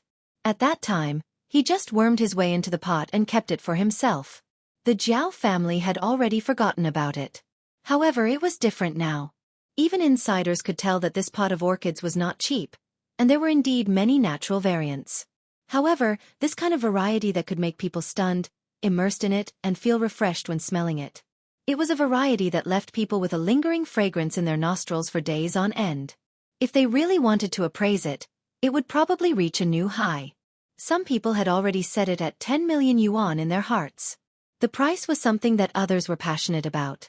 What Old Man Lawn was thinking about now was the naming of the orchid. Who discovered the flower? Black Charcoal. Who was Black Charcoal? The cat of the Jiao family. Looking back, the naming should also be done by the Jiao family. Even though Old Man Lawn reflexively thought of many names when the flower bloomed, logically speaking, it was indeed difficult for him to decide. Therefore, after Old Man Lawn carefully arranged the anti-theft and anti-cat nets in the flower bed, he paced back home with this problem in mind. Zhang Tan had already left when the old men left. He could tell that Old Man Lawn was thinking about something. He kept glancing at Zhang Tan, and it made Zhang Tan's hair stand on end, so he decided to sneak away. That night, after dinner, the Jiao Pa didn't go to the biochemistry department to work overtime. Old Man Lawn made a call to make sure the Jiao family was at home before he went upstairs. It was rare for Old Man Lawn to come over, so Jiao Ma made tea and brought fruits for him. "There's no need to trouble yourself. I just ate and drank my fill. I'm just here to say a few words. I'll leave once I'm done." Old Man Lawn gestured to Jiao Ma to stop washing the fruits. He didn't say anything else and went straight to the point. Old Man Lawn told Jiao Pa, Jiao Ma, and Old Man Lawn about the orchids. He also told them about the evaluation of this pot of orchids by those in the industry. He also told them about the estimated price of this pot of orchids. This was the most important thing. After all, to many people who were not passionate about flowers and plants were just wads of RMB. Many disputes were caused by this, so Old Man Lawn had to make it clear. The Jiao family was shocked when they heard that it could reach tens of millions. Why is it so expensive? Jiao Ma murmured. She couldn't understand. Wasn't it just a pot of orchids? Why did it have to be estimated at hundreds of thousands and millions? Now, it was even estimated at tens of millions. This made Jiao Ma's heart pound. It wasn't that she was greedy for money. She was just shocked by this news. She had heard that Old Man Lon had sold a few orchids that were worth millions. She had also heard that some rare orchids that had won special awards were worth tens of millions. Most people wouldn't even see that much money in their lifetime. However, those were only rumors. It was something that people of Old Man Lan's status would come into contact with. The Jiao family had never thought that it would happen to them. A pot of orchids is worth tens of millions. Jiao Ma sighed softly. Old Man Lon raised his eyelids and said faintly, according to my experience, it's not worth tens of millions per pot of orchids. Usually, it's based on how much a seedling costs. There's more than one seedling in this pot of orchids. Jiao Ma couldn't help but hold her breath. Her first thought was that her cat could earn more money than the two of them. It could easily become a nouveau riche if it brought back 2 seedlings. It was much better than Jiao Pa, who worked so hard to do scientific research. Who found this pot of orchids? Who brought it back from thousands of miles away? All 3 of them knew. Jiao Pa could tell that Old Man Lon was reluctant to part with this pot of orchids. It wasn't because of the value of this pot of orchids. It was because this pot of orchids was more valuable than money. Since this pot of orchids was so valuable, even if the Jiao family gave it to him, Old Man Lon wouldn't be so thick-skinned as to accept it. This old man had a stubborn temper. After thinking for a while, Jiao Pa said, Professor Lon, can I trouble you to take care of this pot of orchids? You know that no one in my family knows about orchids. If we bring it back, it might be ruined in a few days. Old Man Lon understood this as well. Old Man Lon was more than happy to have him stay with him for a while longer. If it was ruined, he would cry until he fainted in the flower bed. Okay, I'll take care of it for you. When you want it back, just let me know. Also, other than talking to you about this, I also want to ask you how to name this flower. It has to be written clearly on the flower show. Before Old Man Lon agreed to participate in the flower show, he had already called Jiao Pa to ask about it. Naturally, Jiao Pa didn't have any objections. Jiao Ma wasn't good at naming things, and Jiao Pa wasn't sure about flowers either. Therefore, the couple looked at each other. Should they let Old Man Lon, the professional, come up with a name? They looked at the black cat lying lazily on the sofa. It didn't seem to have any objections. After thinking about it, Jiao Pa made a decision. You see, we don't know much about this either. Let's leave it to you to decide. You're the one who took care of this flower. Professor Lon, you played a big part in this flower's success. We didn't do anything at all. We even forgot about it. Thinking back to the 2 flower sprouts that weren't very good looking when they were brought back, and hearing what Professor Lon said now, the couple felt that they had nothing to do with this. Zhang Tan had been paying attention to Old Man Lan's expression. When Jiao Pa asked Old Man Lon to name the flower, Old Man Lon couldn't help but grin. He must have spent a lot of effort to maintain his dignified image. If he wasn't afraid of losing face here, Old Man Lon would have jumped up in excitement. Naming a treasure was a very important matter to many people. It would be recorded in the history books if it could become famous in the current era. Thousands of years later, when people opened up related records or started research, they would naturally mention the treasure's name. They might also mention the person who discovered it and named it. But even if their names weren't mentioned, they would be more than happy. They were the ones who named it. Jiao Pa and Jiao Ma pretended not to see the uncontrollable expression on Old Man Lan's face. Then, Professor Lon, have you thought of a name for the flower pot? Jiao Pa asked. Cough, I haven't thought about it yet. I have to think about it carefully. Old Man Lon straightened his face and said. Not to mention Zhang Tan, even Jiao Pa didn't believe him. Old Man Lon looked like he had already made up his mind. Why was he still pretending? However, Jiao Pa didn't point it out. Old Man Lon cared a lot about his reputation. He couldn't go against the old man's wishes. Old Man Lon was in a good mood now that he could get the right to name the flower. Jiao Ma instantly felt the atmosphere lighten. Old Man Lon looked at the time and said, How about this? Find some time tomorrow and I'll take you to see the flowers. I'll make the arrangements then. And so the next day, the Jiao family, Zhang Tan, and little Pomelo followed Old Man Lon to the flower garden. After seeing the flowers, the three of them were stunned for a while.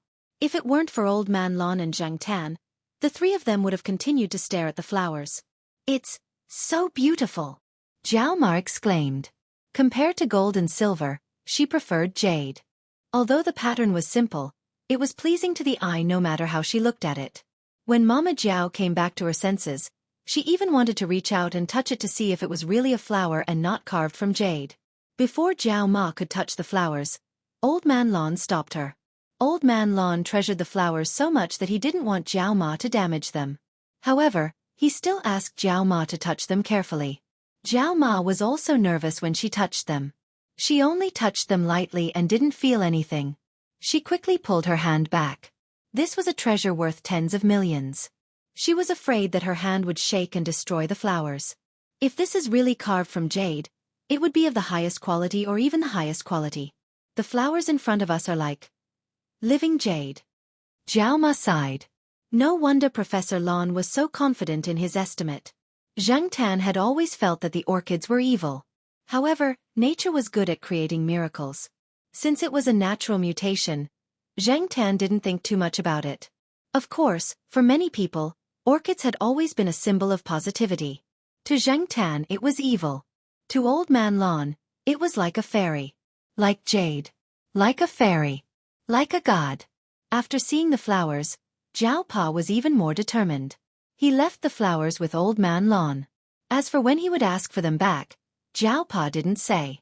Moreover, Father Jiao asked Old Man Lon to include his own name in the introduction of the exhibitor, or information about the owner of the flower when he participated in the exhibition or other exchange meetings. Old Man Lon felt that the Jiao family was at a disadvantage. He got serious and prepared an agreement for Jiao Pa to sign. After all, the flowers weren't ordinary. Old Man Lon didn't want to blur the ownership of the flowers. After everything was explained and signed, he could send the flowers to the exhibition without any worries. The flowers were a hot potato for the Jiao family. Once those people got wind of the flowers, they would come knocking on Old Man Lan's door the next morning. The Jiao family had seen Old Man Lon being stopped by people at his house and begging him to sell the orchids. Jiao Pa didn't want to sell the orchids, and Old Man Lon didn't disagree. The flowers weren't famous yet, so the price would be lower. But in terms of price, it wasn't worth it. Old Man Lon felt that it was beneath him to negotiate the price of the flowers. To Old Man Lon, the flowers were priceless. Many flowers are so expensive because they are hyped up. Maybe in a few years, they will fall into the ranks of ordinary flowers. Some people become rich overnight by hyping up orchids, while others go bankrupt. Old Man Lon said. But this flower is different. It doesn't even need to be hypnotized. Even after a few years, people will still be fascinated by it. The next day, Old Man Lon came to visit the Jiao family again. He even brought an ink painting that he had drawn himself. It was the pot of orchids, and beside it were the words Iron Bone Celestial Cat, written in semi-cursive. Therefore, Jade Cat Celestial was the name Old Man Lon gave to the flowers. When the time came, no matter if it was exhibited or brought to the exchange meeting, the name Jade Cat Fairy would be marked in the inscription name column of the flower's information. In the future, when people mentioned this flower, they would call it Jade Cat Fairy. The members of the Jiao family naturally knew the meaning of this name, but the other old men were puzzled after hearing it. Jade Cat Celestial was one thing. They admitted that the flowers looked quite divine. But why was there a cat? Chapter 379.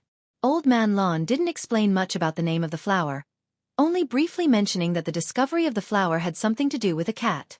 When people asked for more details, Old Man Lon kept his mouth shut and refused to say anything. Fortunately, everyone's attention was now focused on the pot of flowers. Although they found the word cat in the flower's name strange, now wasn't the time to think about the name. Everyone wanted to take a few more looks at the pot of flowers. Recently, Old Man Lon had been mentioned many times because of this pot of flowers. Old Man Lon had raised a pot of orchids worth more than 10 million. This matter had become a hot topic in the family courtyards of the two districts. Old Man Lon used to be very famous because of his orchids, but now he was even more famous. Wherever Old Man Lon went recently, People would ask him, "Old Man Lawn, take out your pot of jade cat for everyone to see. Don't always hide it." Unfortunately, after the flower bloomed and was named, Old Man Lawn didn't plan to open his flower garden to the public. Even those who were close to him couldn't think of going in through the back door. Old Man Lawn contacted someone and prepared to send the pot of flowers to the botanical garden. Before sending it over, Old Man Lawn didn't plan to let anyone see it. Only when a few pestering people annoyed Old Man Lawn would he let them take a look at it. As for those who weren't so thick-skinned, they could only be turned away. That was why sometimes, one still had to be thick-skinned. Zhang Tan also heard that two old men wanted to see the orchids. They couldn't find Old Man Lawn. Seeing that the wall of the small flower garden wasn't too high, they took a ladder and climbed over the wall. In the end, as they were old, their movements weren't very nimble, and their reactions weren't very fast. They almost fell and injured themselves. Old Man Lawn laughed at this matter for a long time. No matter what, after 3 years of silence, Old Man Lawn's reputation had risen this time. This flower show lasted for a very long time, from 2 days before the 11th to around the 20th. Because this year was the 60th anniversary of the founding of the country, the provincial and city leaders decided to hold a big flower show to celebrate. The flower show was divided into several sub-venues and one main venue. The purpose was to let the citizens living in each district go to the nearest park or square to see the flower show. Old Man Lawn and a few professionals set their sights on the main venue of the botanical garden. There would be more famous and precious flowers on display. Many of the flowers in the main hall and the branch halls were collected from the public. However, many of the finale flowers were provided by Old Man Lawn, and the others who were acquainted with flowers in the circle. They didn't bring all the famous flowers they had to the botanical garden. They would leave 1 or 2 pots at the other branch halls, so that they could display the famous flowers there for the public to see. Of course, there were also special security personnel in charge of the venue, so there was no need to worry about damage. However, the old men would still bring their favorites to the main venue of the botanical garden. It was a trump card flower species that could be used to boost their own reputation and slap the other party's face. There were professional displays and protective windows, as well as more professional talents and connoisseurs. Although this was not an exposition, in a sense, it was already regarded by some as a small exchange meeting. What was the purpose of the exchange meeting? Exchanging experiences in raising flowers? Yes, of course. And then, just like a class reunion, there was no lack of showing off and showing off. It was just that while others were showing off their carriages, they were showing off their plants and flowers. The old men felt quite good about themselves. This was also an art, a high-level spiritual enjoyment, not a vulgar exchange of money. Every time Zhang Tan heard the old men in the courtyard talk about these things proudly, he would despise them in his heart. A bunch of old urchins.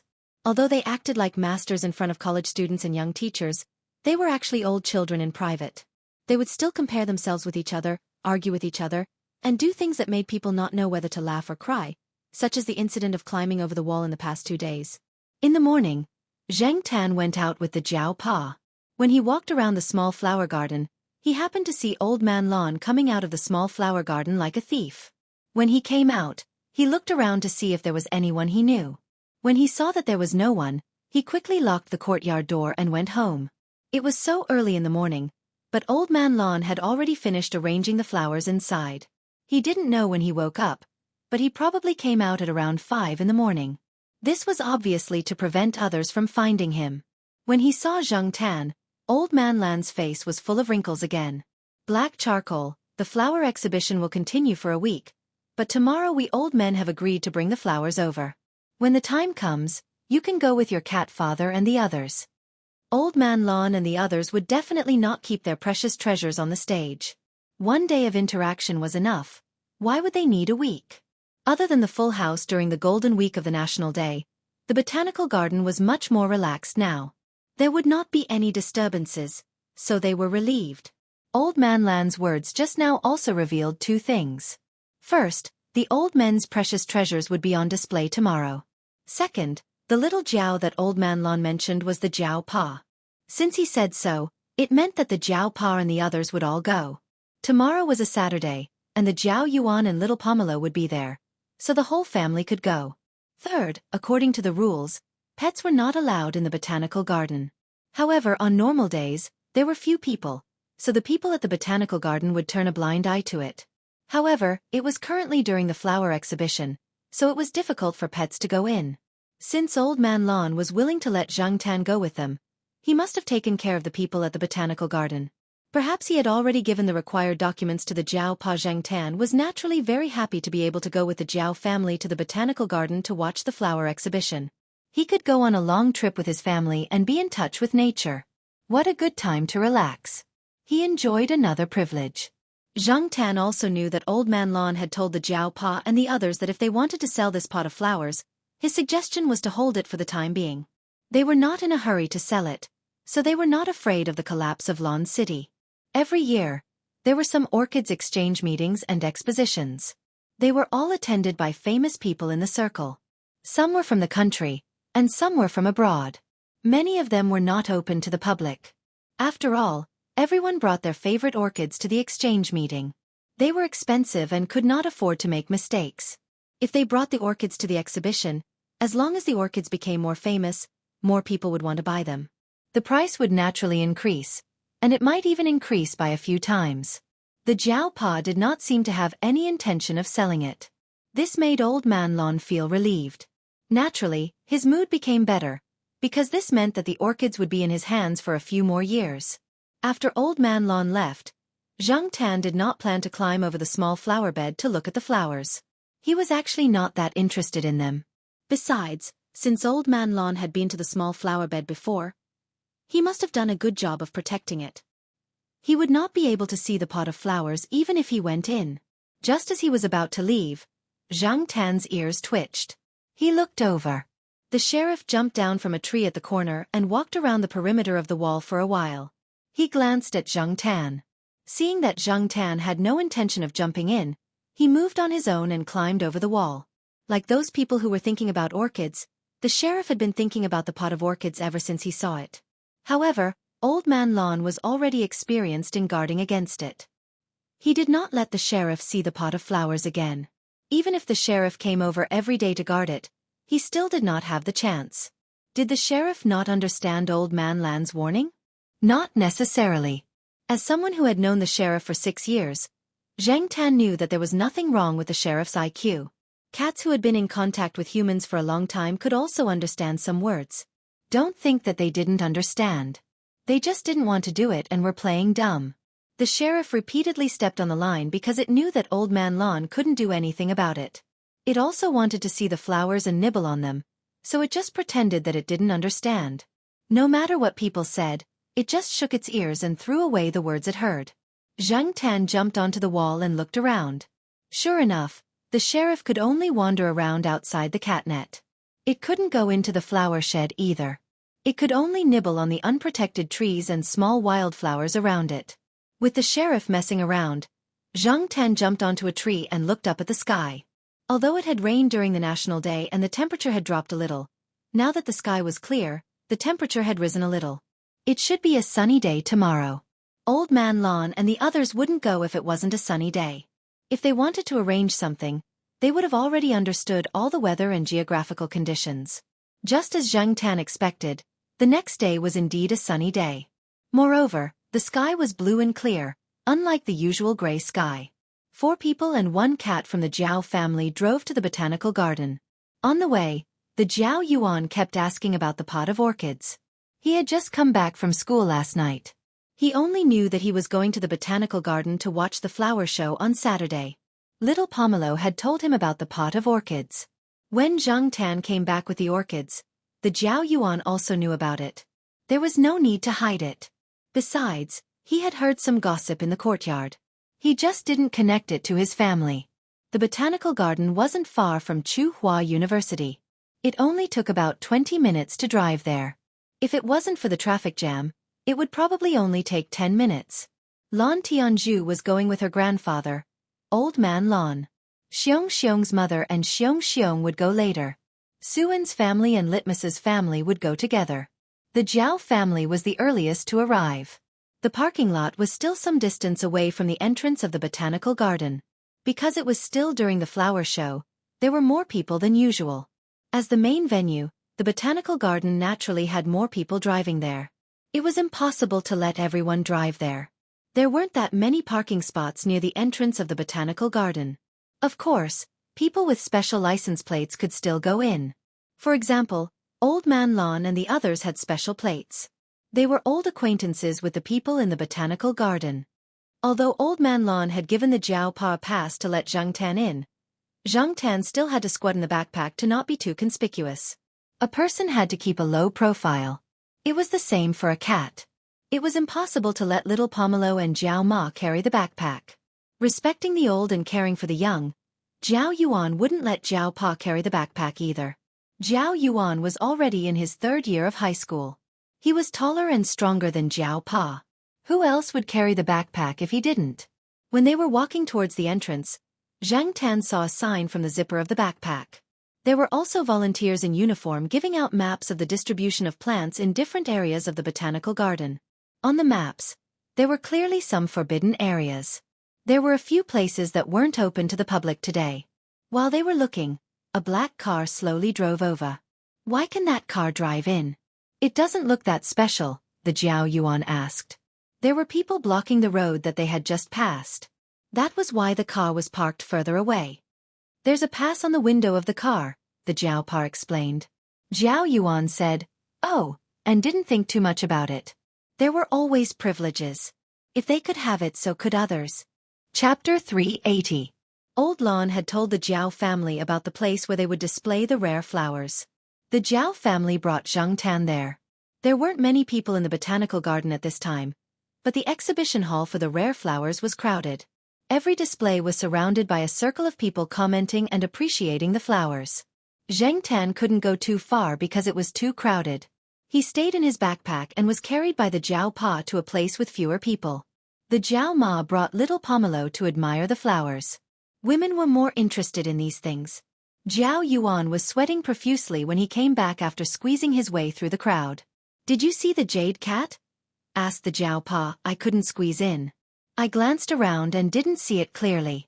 There were too many people," said Jiao Yuan. He was squeezed out before he could take a few more glances. The people squeezing him were a few uncles in their 40s and 50s. There were also people from his grandfather's generation. Jiao Yuan naturally couldn't squeeze with them, so he went back after looking around. Although every display was surrounded by a circle of people, the one with the pot of orchids was surrounded by a few circles of people. The people inside didn't leave, but there were more and more people outside. The old men who liked to take care of flowers were usually quite nice. They were a lot more refined and fastidious. But now, they were here because of the orchid's reputation. If they didn't squeeze in now, they wouldn't be able to see the orchids. Hearing the comments from the people inside made their hearts itch. They were so excited that they squeezed in. In their eyes, Jiao Yuan was just a little brat. Why was he here? The right thing to do was to give up his spot. Therefore, not only was Jiao Yuan squeezed out, he was also glared at a few times. "It's okay. I'll go visit Professor Lon when I get back," Jiao Yuan comforted himself. The pavilion closest to the water enjoys the moonlight first. Besides, the flowers were found by their cat. If Professor Lon let her family look at them alone, she must know. When they get back, Jiao Yuan just had to be thick-skinned and ask her about it. Looking at the crowd, Jiao Pa now believed Professor Lan's words. Why was Professor Lon so confident in that pot of orchids? The reason why many flowers were expensive was mostly because of hype. Someone was adding fuel to the fire. Perhaps in a few years the tall, rich and handsome man would fall from being tall, rich and handsome to being short and poor. Why wasn't Old Man Lon afraid that the price would drop? Firstly, no one else could grow this flower. Generally speaking, if it was a natural mutation, the same mutation would be concentrated in the same area. Other than Zhang Tan, no one knew how he got the seedlings. Not to mention that the Jiao family was unwilling to disclose this secret. Even if they were willing, who could make a cat talk? Therefore, in recent years or even longer, as long as it was not sold separately, this pot of flowers could be considered unique. The rarer something is, the more valuable it is. As for the second place, it depended on one's true strength. How could a flower that could attract so many laymen to stop and look at it and mesmerize Lan Yu be afraid of a drop in price? After Jiao Ma and little Pomelo came out, the Jiao family followed Zhang Tan to other places. After all, the space in the exhibition hall was limited. It was too difficult to squeeze in. They were not cultured people, so it was better to walk around the other parts of the botanical garden. The botanical garden was so big, there was plenty to see. To the public, this place was just a good place to have fun and look at the flowers and scenery. It was like a place of entertainment. But in reality, that was not the case. Out of the 300 employees in the botanical garden, more than 100 of them were involved in scientific research. There were also postdoctoral training centers. Other than that, there were also several key laboratories and testing centers.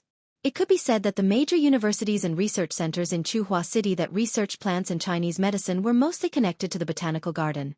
Old Man Lon and the others were frequent visitors to the botanical garden, so they had frequent interactions with each other.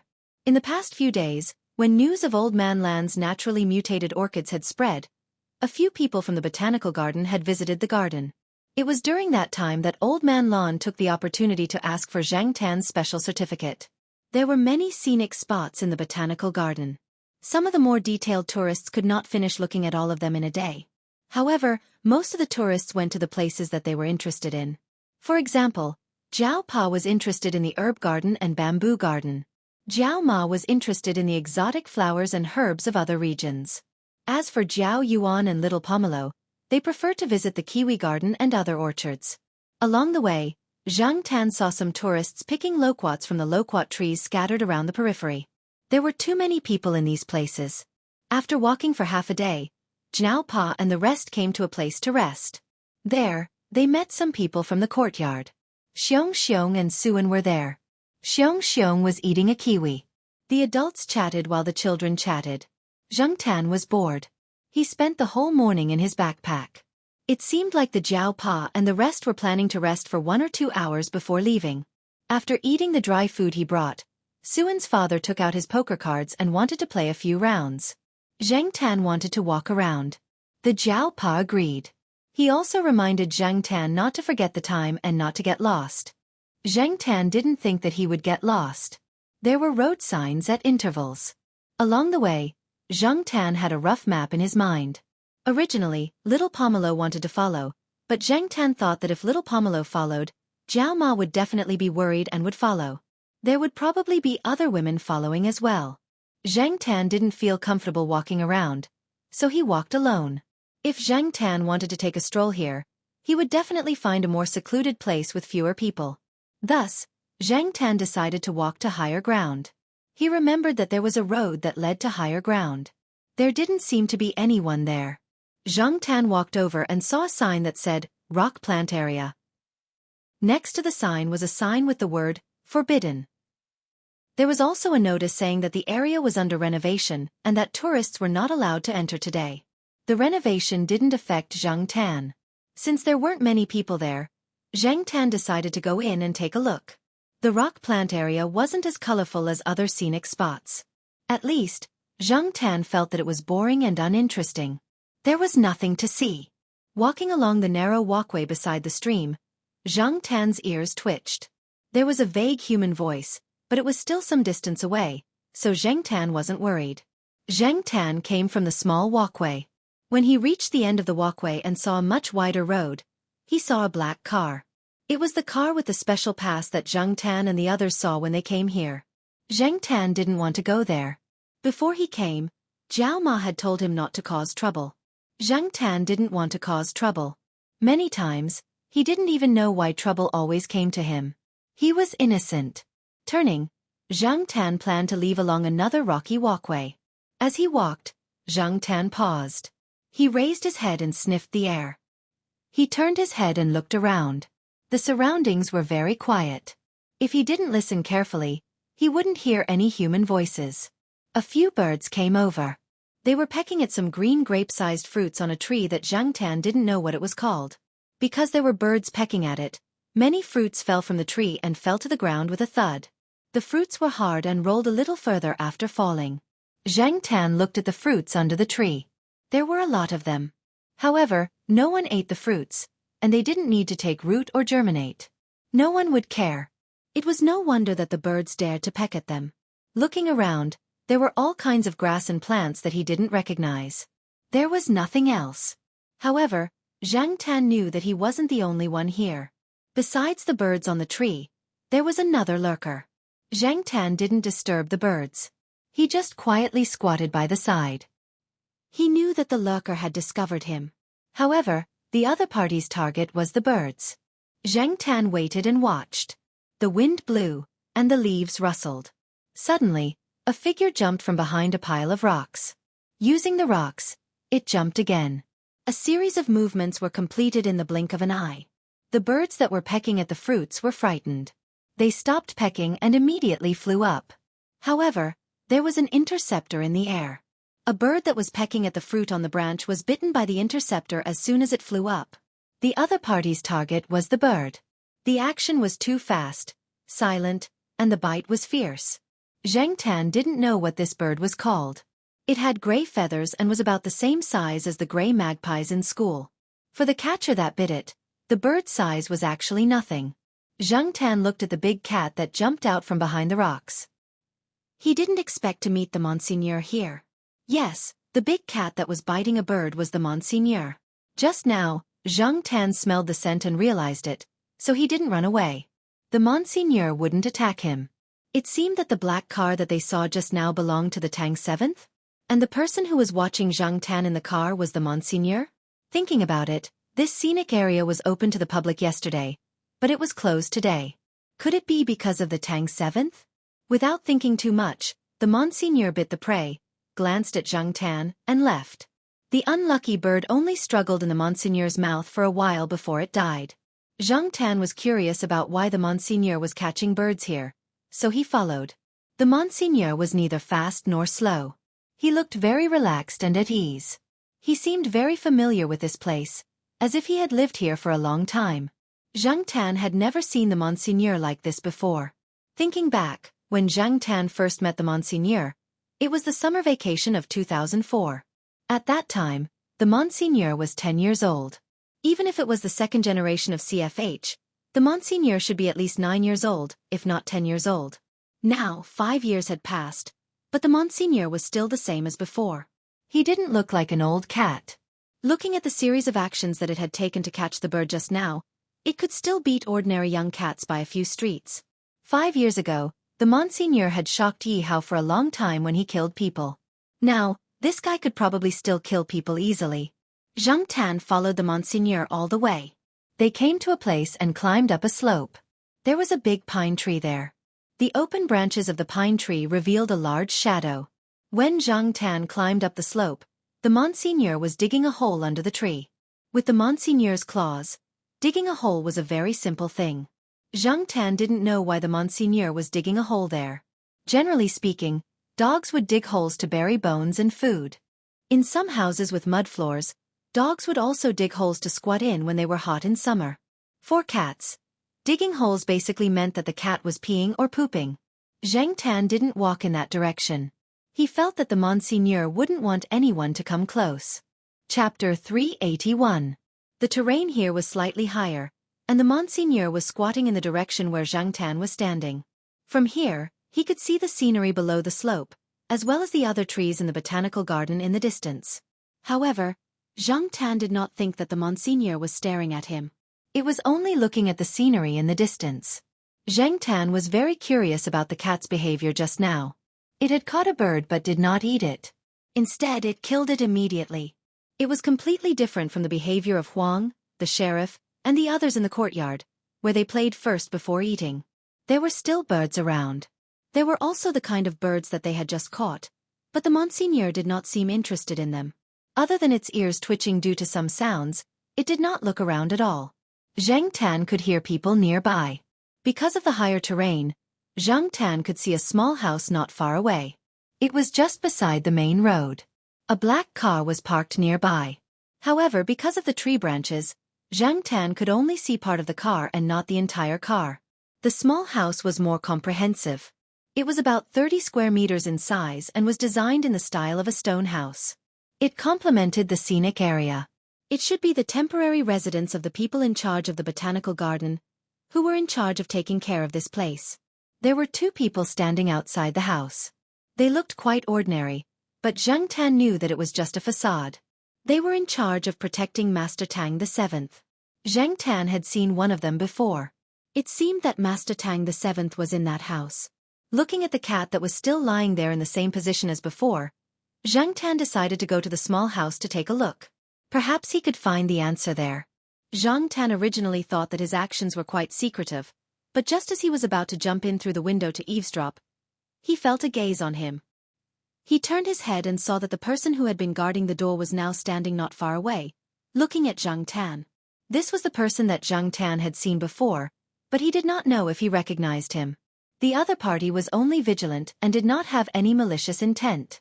This made Zhang Tan feel a little relieved. It could not be helped. In Zhang Tan's mind, Yi Hao, Master Tang the Seventh, and the others had long been listed as part of the underworld. Zhang Tan did not dare to provoke the people around Master Tang the Seventh. They would not tolerate Zhang Tan like Leopard and the others around Yi Hao. But Zhang Tan wanted to hear more gossip. He heard the voice of Master Tang the Seventh and another person. They were not talking about anything confidential, and they were talking about the Monseigneur. If it was a trade secret, Zhang Tan wouldn't look at it. Curiosity killed the cat. The man stared at Zhang Tan for a few seconds before returning to the door. Behind the house, Zhang Tan walked to the corner of the house and stuck his head out to take a look. Seeing that the person didn't do anything, he went back to the window at the back of the house and jumped up. The window was not closed. It was horizontally drawn and screened to prevent flying insects from entering. Zhang Tan did not plan to pull open the screen. He just wanted to see who was inside and listen to what they were talking about. Unexpectedly, Master Tang the Seventh had already seen Zhang Tan at the window. Black charcoal. Master Tang the Seventh looked at the window and said, "I knew I would meet you. Come in quickly. Why are you sticking your head out the window? Are you a thief?" In fact, Master Tang the Seventh had just received a report from his subordinates that there was a black cat behind the house.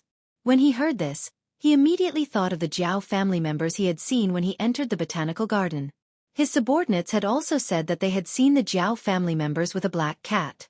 Since Master Tang the Seventh had spoken, Zhang Tan did not plan to hide at the window. The place was too small, and it was uncomfortable to squat there. It was better to go in and listen. This room was a bedroom, about 15 square meters. The owner of the bedroom was the slightly tanned man in his 50s who sat opposite Master Tang the Seventh. He was not very particular about his clothes.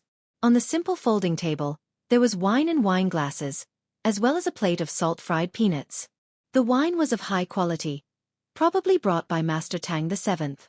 The man was drinking almost all the wine. There was only a cup of tea in front of Master Tang the Seventh. This place looked very simple, and the man looked like an ordinary employee of the botanical garden. If he had not seen the thick Chinese and English books on the bookshelves, Zhang Tan would have made a wrong judgment based on his first impression. The man drank a little too much.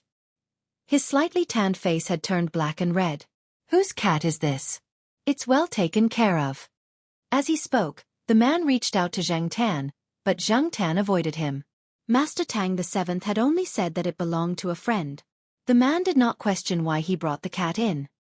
He drank a mouthful of wine, picked up a few peanuts with his chopsticks, and continued to talk to Master Tang the Seventh. At this time, Ami should have caught some birds. I'll go take a look after you guys leave. Heh, including today's catch, there are probably 49 birds under the pine tree. If those fellows know, they'll definitely explode with anger.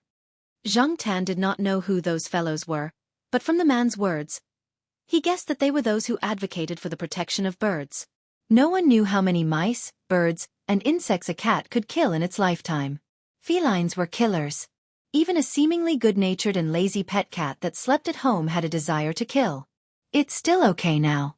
It only comes here once a year to kill, and it kills one every time.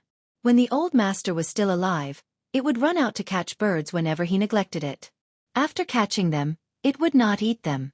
It would just put them in a conspicuous place for the old master to see, as if it was venting its anger. The old master was so angry that he could only use a stick to hit a stone because he could not bear to hit the cat. At that time, some people would talk a lot when they were drunk. Even if they had said things that others had heard so many times that their ears had grown calluses, they would still talk excitedly. This also allowed Zhang Tan to learn more about the Monseigneur. After hearing this man's words, Zhang Tan matched the Monseigneur with the Ami mentioned by the man. It turned out that the Monseigneur had lived here before he left. Back then, Zhang Tan had also suspected that the Monseigneur had hidden in the botanical garden and avoided the strict investigation of CFH for the first 2 years. Now, no one cared about CFH anymore. They could not even wait to cover up their embarrassment, so who would still mention it? But he did not expect that not only was it hiding here, it even had people covering for it. At that time, Zhang Tan felt that the Monseigneur could understand a lot of human language. If it had not interacted with people for a long time, it would not have understood so much. If it had really grown up in the wild, it would not have been willing to follow Master Tang the Seventh and the others. The man who was speaking was a researcher of rock plants. Just like his father, the old man he spoke of had passed away in 2003 in October. During this period of time, this man had brought his family to visit the old man at the cemetery a few days ago. Back then the old man had lived here. It was convenient for him to study plants and also take care of the plants here. The Monseigneur had been discovered by the old man. To be exact, the old man had discovered a pregnant female cat. However, the female cat's health was very poor. Not long after giving birth to the Monseigneur, she had passed away. In the olden days, it was said that after a cat died, it would be hung on a tree. However, the old man did not do that. Instead, he put it in a box and buried it under the old pine tree on the slope. Originally, the old man had only thought of raising a kitten to catch mice. At that time, he happened to find traces of mice gnawing on books in the house. The old man had decided to raise it on a whim. In the beginning, he had fed it milk powder and later cooked it for the cat. At that time, the management here was not strict. No one said that raising a cat was forbidden. The old man did not have much experience and did not know what a cat could and could not eat. He just bought milk powder and made do with it. When he learned that he could not feed the cat carelessly, he found that the cat was very easy to raise. It could eat any kind of milk powder and paste and did not have diarrhea. In the end, within a year, the cat had swelled up as if it had taken hormones. It was much bigger than the average cat and also much bigger than the female cat. The old man even suspected that the Monseigneur was a cross between a domestic cat and a larger feline. He even went to the botanical garden to look around, but did not find any traces of activity of larger felines. In order to avoid some trouble, the old man hid the Monseigneur very well. When there were people, he would let the Monseigneur hide in the room or in the forest. The Monseigneur was also very smart. The old man and the cat had always cooperated very well. Like other cats, the Monseigneur did a lot of stupid things at that time. Sometimes, it would throw a tantrum. For example, this person just said that if it was ignored, it would catch birds to vent its anger and show its existence. The old man also buried those poor birds under the pine tree, saying that they were for the Monseigneur's mother to eat. Later, the Monseigneur did not let the old man do it and buried the birds himself. Usually, it liked to lie down and sleep there. No one would disturb it, and it had a wide field of vision. Sometimes it would sleep for half a day. The domineering Monseigneur also had its youth. Without a doubt, the Monseigneur was lucky. Its birth was originally a very low probability event, and the old man who adopted it and the people here were only interested in plants. They did not care much about animals. At most, they cared about them from an ecological perspective. When the old man passed away, there was no one in the small house for a while. The Monseigneur was only familiar with the old man. Although it was not bad to the old man's family, it was only not bad. It was far from the tacit understanding and closeness. Gradually, it tried to run further away. Among the cats in Chuhua City, this guy's fighting ability was enough to be called the king. At that time, the botanical garden was probably included in the Monseigneur's territory. It probably did a lot of patrolling. Chuhua University was not too far from here, and the surrounding area was also within its range of activity. Otherwise, how could Li Yuanba have met the Monseigneur who gave birth to the funny peanut candy? Although the Monseigneur had left the botanical garden and was now following Yi Hao and Master Tang VII, it would still come back at this time every year to catch a bird and bury it there. Then, it would quietly lie under the pine tree. Really, this cat is very good. It doesn't hurt people. My grandchildren were very young at that time, and they often used it as a pillow. My wife often says that although this cat is big and occasionally naughty, its temperament is still gentle. The man sighed. Master Tang VII, who had been silent all this time, laughed. Not to mention Master Tang VII, even Zhang Tan would not equate Lord Ju's words with the word gentle, after seeing how Lord Ju slaughtered people. Ah Mi is very affectionate. It comes back at this time every year to pay respects to the old man. The man sighed again. It's good to be affectionate, Master Tang the Seventh said. This was also the reason why Master Tang the Seventh was willing to keep the Monseigneur by his side. If it was really the heartless type, Master Tang the Seventh would be worried. Like the Monseigneur, if you treated it well, it would remember and treat you well. It would not bite you at a critical moment. When Master Tang the Seventh and the others began to talk about the medicinal plants they had invested in, Zhang Tan did not continue to listen. He jumped out of the window and even helped to close the screen window. When he came back to the slope, Zhang Tan found 2 children about 7 or 8 years old. The little girl wearing a small floral dress was dawdling with the Monseigneur. Ami, let's go play together. Don't be lazy and sleep. After saying that several times, it was useless. The little girl grabbed the Monseigneur's 2 front paws and dragged it outside with great effort. The Monseigneur let her drag it. It lay on its side and watched. Because the little girl was not strong enough, her face was red. She did not drag it for long. The Monseigneur was still quite heavy. Children of this age did not have much strength. After that, the little boy joined in. They each held a paw and dragged the Monseigneur out from under the tree. The Monseigneur was not angry. It let the 2 work hard. It did not hurt when it was dragged on the grass. The tip of its tail slowly moved up and down. It seemed to find it quite interesting. These 2 were probably the grandchildren of the person in the house. Otherwise, the Monseigneur would not be so good-natured as to let them play around. Someone called for the 2 children at the bottom of the slope. After dawdling for a while, the 2 children reluctantly left. But before they left, the little girl plucked a small white flower and stuck it in the Monseigneur's ear. The Monseigneur had long hair, and the hair there was not sparse. The flower's stem was stuck in the hair and did not fall out. Chapter 382. Zhang Tan did not expect to bump into Lord Zhu here when she came to the botanical garden because of the orchids. She even found out about this guy's past. This could be considered one of the rewards of today's visit to the botanical garden. Zhang Tan did not continue to stay there. He did not want to lie down in a daze like the Monseigneur. After roughly calculating the time, Zhang Tan went to a few more places before returning to the place where the Jiao family was resting. When Zhang Tan arrived, the several families sitting there were thinking about packing up and going shopping. Zhang Tan's timing was just right. Many people liked to visit the botanical garden in autumn because there were not many mosquitoes and the temperature was good. In addition to the flowers that bloomed in autumn, there were also orchards worth visiting. There were orchards that were in season and out of season. There were also fruits that were sold in the botanical garden. They were sold cheaply. Of course, they were not allowed to pick fruits randomly. Those who secretly picked fruits avoided the person in charge of the botanical garden. In spring and summer, there were also honey, royal jelly, and pollen sold here. In another month, some of the leaves would turn yellow and red, but it was not time for them to wither. The scenery was very beautiful. There were many tropical plants in the greenhouse. Although many of them could be grown in Chuhua City, they did not grow as well as those in the tropics because of the climate. Only in some special places like the botanical garden could you see all kinds of tropical plants growing well.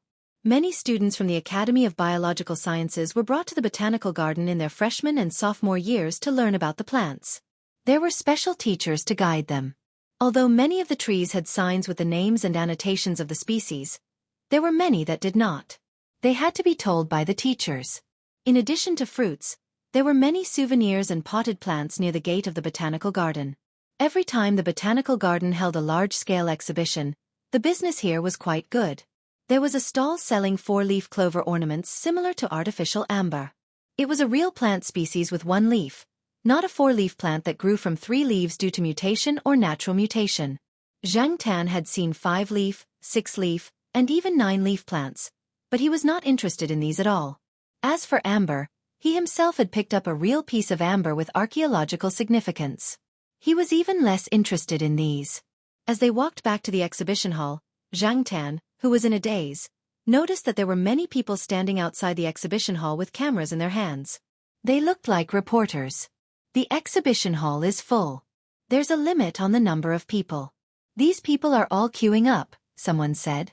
Fortunately, we went there early, said Jiao Ma. I've never seen so many people before. Besides, it's already afternoon. It's almost lunchtime. Why are these people still lining up here? Shouldn't it be over? Litmus's father asked curiously. Next to them, a person with a botanical garden staff card explained, "They're all here to see the Jade Cat.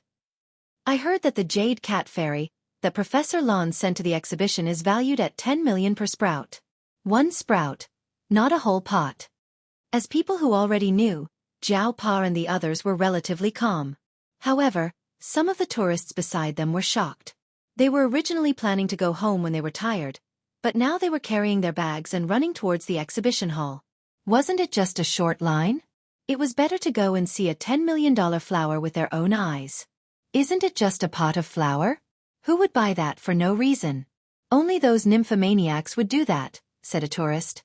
The staff member looked at that person meaningfully and said faintly, "At this price, there are still many people clamoring to buy it. There are businessmen and jade lovers. When I came out half an hour ago, someone offered 2,000 to 3,000. I heard that person is the boss of a big company." 2,000 to 3,000? What else? The staff member shook his head. They could only watch from the sidelines. As people who were still paying off their mortgage, they couldn't come into contact with the material and spiritual aspects. Because of this staff member's words, many tourists wanted to use their connections to enter the exhibition hall. The sign at the entrance of the exhibition hall had already stated that the exhibition hall would only be open for one day. They couldn't see it again even if they wanted to. Zhang Tan only felt that this matter was a little exaggerated. It was out of his expectations, but he didn't know that the popularity of the exhibition hall was even more explosive than what the staff member had said. Because the exhibition hall was full, not only were there experts in the field, but there were also many media outlets. At the same time, the person in charge of the botanical garden kept calling. Among them were some big shots who often interacted with the botanical garden.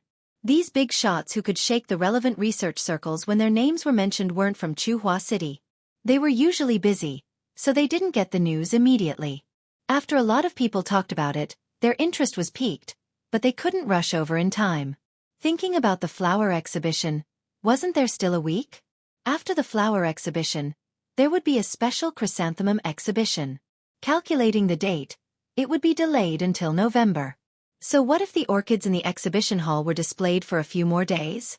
Communication was only possible when there were many people. There were only a few people, and some of them were just bystanders. In just one day, these big shots didn't show up, so how could they communicate? The person in charge couldn't afford to offend them. Every time he received a call, he would apologize one by one. The sweat on his forehead never stopped. The reason why these big shots were called big shots showed that not only were they big shots, but they also had a big temper. Although it was an honor to receive a call from them, at this time, the person in charge's heart was galloping. In addition to the calls from these big shots, there were also many media outlets who wanted to negotiate with them. Some were local, some were from other places, and even the central government wanted to rush over for an interview. The people in the botanical garden really didn't expect this. Since so many people had spoken, they could only contact the people who sent the flowers to the exhibition one by one to discuss how to extend the exhibition for a few more days. In fact, they knew in their hearts that the most important thing was Professor Lan's pot of Jade Cat Fairy. According to the current development of the situation, there might be people from other countries coming over tomorrow. At that time, it wouldn't be up to them, small shots, to decide. They had to invite a few experts to come out and support them. After being persuaded, Old Man Lon left the flowers there. He also stayed at the botanical garden to take care of the orchids. The people in the botanical garden also sent people over to pick up Old Lady Zhai. They knew that if Professor Lon was alone, they wouldn't be able to control his temper. Old Lady Zhai had to step in. After Zhang Tan and the others returned, they saw a large number of articles on the morning, evening, and metropolitan newspapers the next day. There were also photos on the color pages. One was a photo of the orchids, and the other was a sign placed beside the flower pot. The name of the species, the name of the inscription, the sender, and the serial number were mentioned. Zhang Tan felt that it was indeed a good idea to let Old Man Lon take the lead. Otherwise, if people saw that the sender was a member of the Jiao family on the sign, there would be a lot of people coming to stop them. Then, they wouldn't be able to have peace. It was better to let the experienced Old Man Lon take the lead. Zhang Tan said happily. After being silent for 3 years, Old Man Lon finally let out a sigh of relief. Yesterday, when Zhang Tan and the others left the botanical garden, Old Man Lon took the time to meet with the Jiao Pa and said a few words. Although he mostly complained about those old guys who didn't play by the rules, Zhang Tan could see that Old Man Lon was still proud of himself. The exhibition hall in the botanical garden was originally open for 2 days, but it was now open for 3 days. Moreover, it was a limited number of people. The staff in charge of the exhibition hall was increased by 3 times to prevent any problems. After Mao knew about this and saw the flower pot with his own eyes, he went to Old Man Lon for a long time. He also went to the Jiao Pa's office to stop him. After an hour of discussion, he finally ordered a few seedlings. When Zhang Tan heard the words, "a few seedlings," his beard trembled. He knew that Mao didn't lack money. This guy actually didn't lack money to this extent. According to the price, it was definitely more than 10 million yuan. Mao had ordered a few seedlings in one go. He was really a hidden tycoon. However, he wasn't sure how many seedlings he wanted. It could be 1 or 2, or it could be more. Even Old Man Lon couldn't say for sure. He still needed to raise it for a few more years. Mao wasn't in a hurry now. He asked Old Man Lon to give him a small pot when the time came. He planned to give it to his grandfather who was far away in Beijing. It would be best if it could be in time for his grandfather's birthday. On the newspapers and the internet, the term Jade Cat Fairy became a hot topic. Naturally, there were people who asked why the flower had the word cat in its name. After knowing that the flower's discovery was related to cats, some cat owners thought to themselves, why didn't their own cats do the same? They only knew how to eat and destroy flowers. Even the indoor landscape trees in the house were ground to death by these little bastards' claws. They even pooped in the flower pots. Sure enough, other people's cats were smart, sensible, and also attracted money. Their own cat was just a troublemaker who acted stupid. Apart from these people who were purely curious, there were also a lot of people who were stirring up the water. Most of them were here to hype things up. Because of the hype, Old Man Lan's pot of orchids became a hot topic on the internet. People would also talk about it after dinner. For many ordinary people, let alone a treasure of 10 million yuan, even a flower of a few hundred yuan was too expensive. It wasn't economical at all. But as a topic of conversation, it couldn't be better. It was enough for them to talk about it for a long time. Perhaps this was another reason why Old Man Lon said that there was no need to hype things up. He didn't have to do it himself. There were always some people who would stir things up. The hype made the flower more and more famous, and the price also became frightening. Some people who really wanted to buy it were quite angry at those who stirred things up. If you don't want to buy it, then why are you stirring things up? You can't afford it. All of you better behave yourselves. Those who stirred things up thought, yes, we can't afford it. Although we can't afford it, we are good at hyping things up. We won't behave ourselves. We will stir up the price and see those rich people arguing with constipated faces. We are only responsible for watching the show from the side. What can you do to us? This flower was very popular now. There were related reports in the newspapers every day. There were famous experts in the country and famous people from abroad who came to see it. Even some hotels in the city, which were a little cold after the National Day holiday, began to have more business. There were many people who hoped that this topic would continue to be popular. The topic had become cold? Stir things up again. Compared to those who were excited as if they had been injected with chicken blood, Zhang Tan felt a little uneasy. Sure enough, within 2 days, the pot of orchids was stolen. Old Man Lon was almost hospitalized because of this incident. When he heard the news, Old Man Lan's vision turned black. If old Madame Zhai hadn't supported him in time, he would have fallen to the ground. It was understandable that people would steal antiques and other things that were placed in the exhibition hall. But someone would also steal a pot of flowers? Although similar incidents had happened before, it was still considered rare compared to other things. If antiques and other non-living things were stolen, it was fine to find them back after many years. But not flowers and plants. If they were not taken care of properly, they could easily die. Many things were more delicate the more expensive they were. Some people felt that it was a pity, and some people were gloating. In short, the words that were a little tired due to the lack of new topics were once again set off a storm in the country and even the world. Chapter 383. The only person Zhang Tan could contact openly was Lu Ba. Moreover, Zhang Tan felt that Lu Ba was an expert in this area. Even if she couldn't help him find the orchid, it would be good as long as she could find some clues.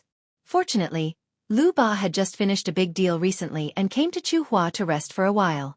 She could also help Jean Gui a little. When she received Zhang Tan's message, Lu Ba was reading today's news in the newspaper. Jean Gui was gossiping beside her. The topic of their gossip was the stolen orchid. It was too hot. Now that it was suddenly stolen, the topic became even hotter. It was too late to cover it up. The media's sense of smell was always amazing.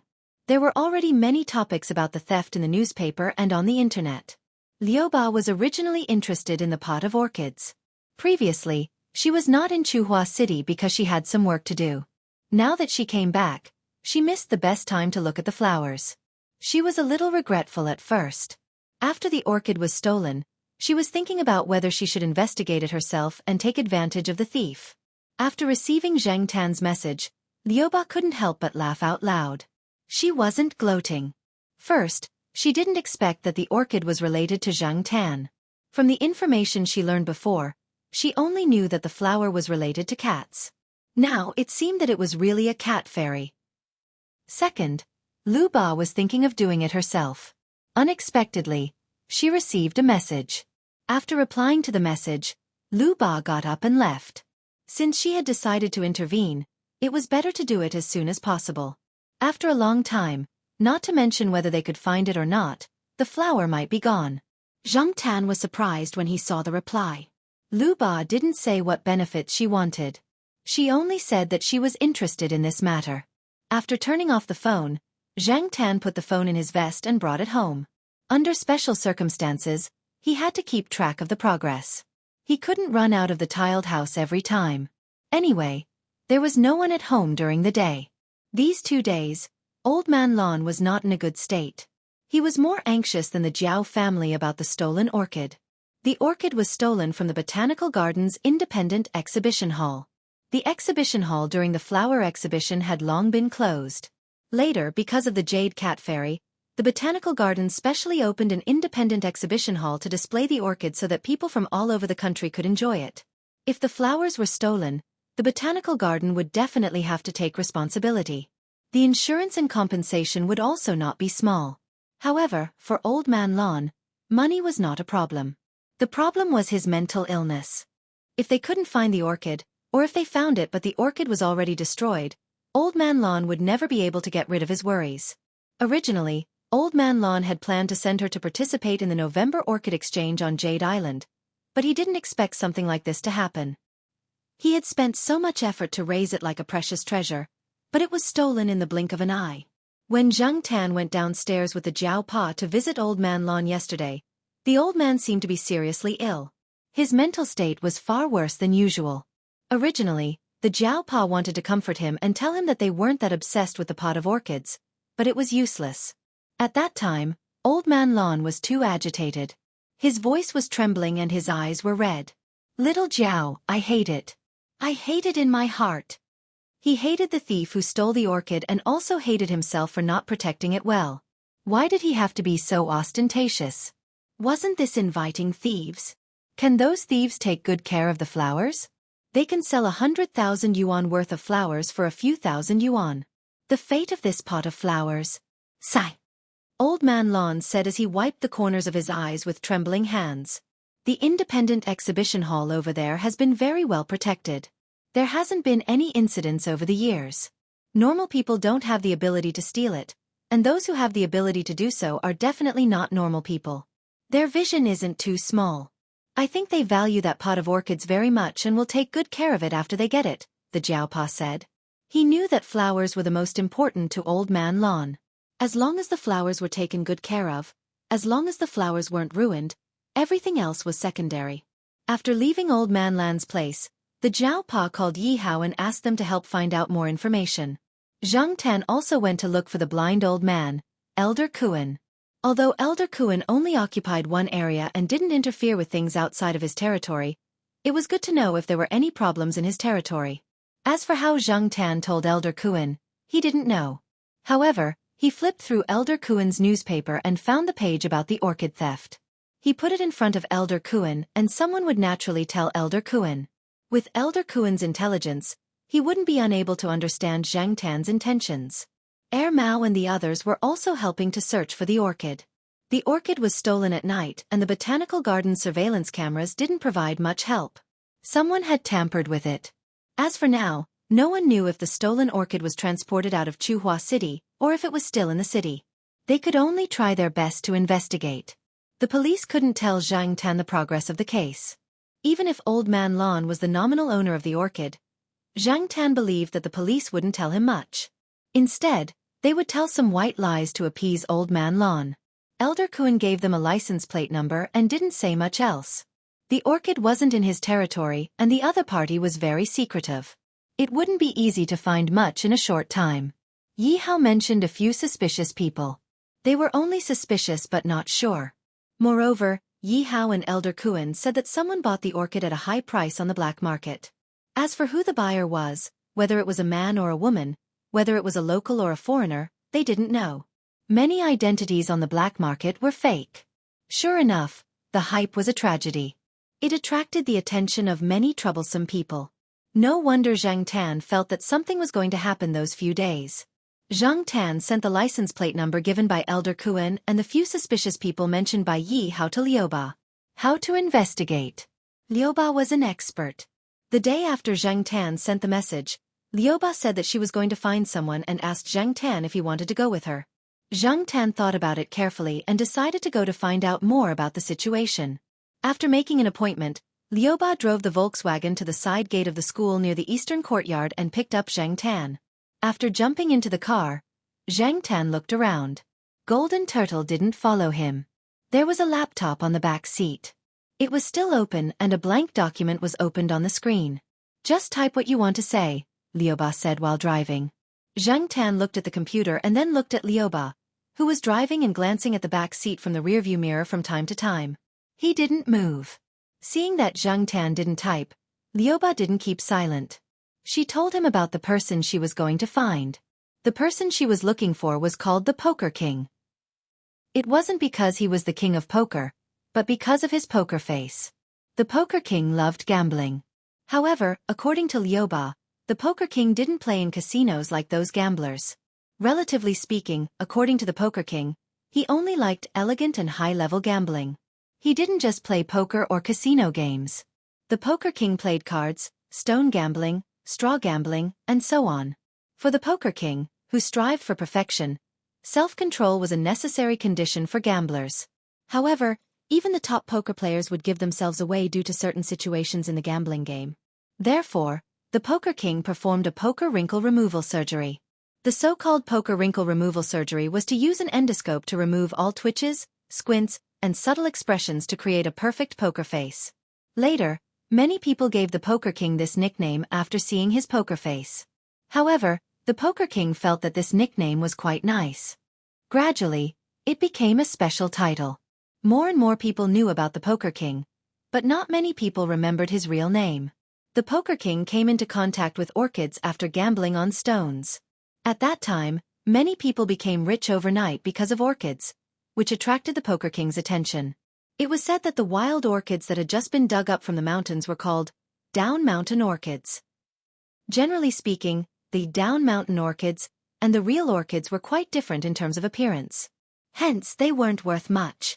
However, this kind of orchid had a certain degree of variation. After a few years of cultivation, it could become mature grass and become worth tens of thousands of yuan. Because the price of the down mountain orchids was cheap, some people bought them in large quantities, hoping that there would be one or two best plants in the pile of weeds. This segment was called straw gambling. At that time, there were many lankers who made a lot of money from straw gambling. Since it was gambling, it meant risks. The Poker King was lucky and made a lot of money at that time. According to the information that Liuba learned, the Poker King made hundreds of millions of yuan from straw gambling. However, now that Lon City was in turmoil, the Poker King didn't pay much attention to it. Although he didn't pay much attention to it, the Poker King was still very clear about the news in the Lanker circle. Whether it was on the surface or in the black market, it was worth consulting. Liuba had helped the Poker King once by chance. Later they met again. The relationship between the two wasn't very good, but it wasn't too bad either. The place where they met was a small tea house. The tea house was relatively remote. With the classic decoration style, it looked a little classy. After the waiter at the door saw the note that Lu Ba handed out, he took Lu Ba upstairs. The third floor was a special VIP room. Zhang Tan looked at the name of each room outside. Most of them were named after plants, and they were all only one word, such as plum, orchid, bamboo, chrysanthemum, and so on. The waiter took them to the orchid room. There was already someone sitting inside. A middle-aged man in his 40s or 50s was sitting at a wooden table, drinking tea with a cup in his hand. When Lu Ba entered the room, he just turned his head slightly and glanced at them without much expression. He looked quite unfathomable. Sure enough, he has a poker face. Zhang Tan thought to himself. There were 3 people standing behind the middle-aged man. They should be bodyguards or something like that. There was some evil spirit on them, but they didn't have any malice now. They were just vigilant and stuck to their duties. The Poker King raised his hand and pointed at the seat opposite him, motioning for Lu Ba to sit. His eyes stayed on Zhang Tan, who followed Lu Ba in for 2 seconds, but he didn't say anything. There was only one chair in the seat opposite him. Lu Ba moved a small stool from the side of the private room and asked Zhang Tan to sit on it. Are you talking about this cat? The Poker King glanced at Zhang Tan and said to Lu Ba, I don't think there's anything special about it. Keep a low profile.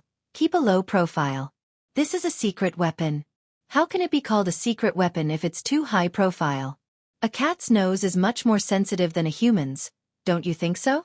Lu Ba's words were more casual. It was unknown whether it was intentional or because of her relationship with the Poker King. The Poker King nodded slightly. It was unknown whether he was nodding at the first half of Lu Ba's words or acknowledging the latter half of her words. He didn't continue to talk about this topic. Instead, he said, I've seen that pot of orchid. It's so beautiful. Perhaps it was because he had long been used to keeping a straight face. Coupled with the fact that he had undergone a poker face wrinkle removal surgery, he didn't have much of an expression on his face even when he was sighing and praising. Coupled with his tone, he looked very strange. Zhang Tan felt that the Poker King's subordinates were really pitiful. They had to look at the same poker face all day long. Gradually, they were assimilated and became poker faces. Looking at these poker faces, his appetite suddenly decreased.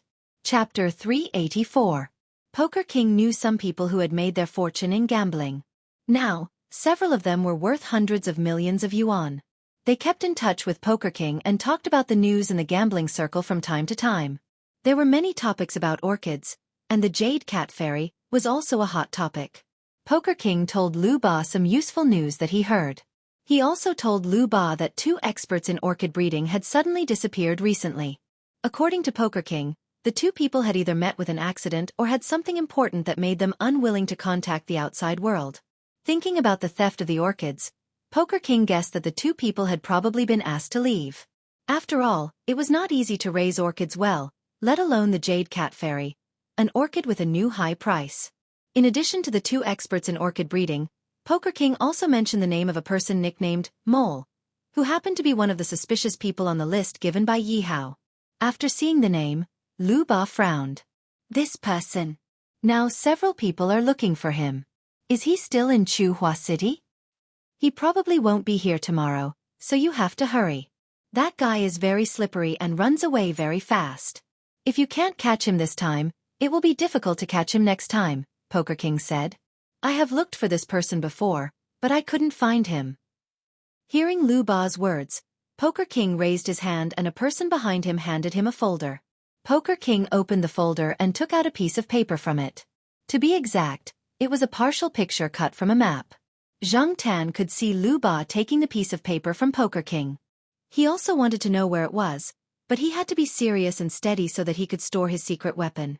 Just like what Liu Ba had said before, the Poker King liked to put on an act. Therefore, when he looked at people and things, he also had this intention. If you pretended to be profound, he would think more highly of you and put in more effort to do things. If you were too casual and showed everything on your face, the Poker King would probably think of fooling you. It was rare for him to have a secret weapon for such a long time. Zhang Tan suppressed his curiosity and continued to squat there solemnly, staring straight ahead. Zhang Tan felt that Poker King had just glanced at him, and his heart tightened.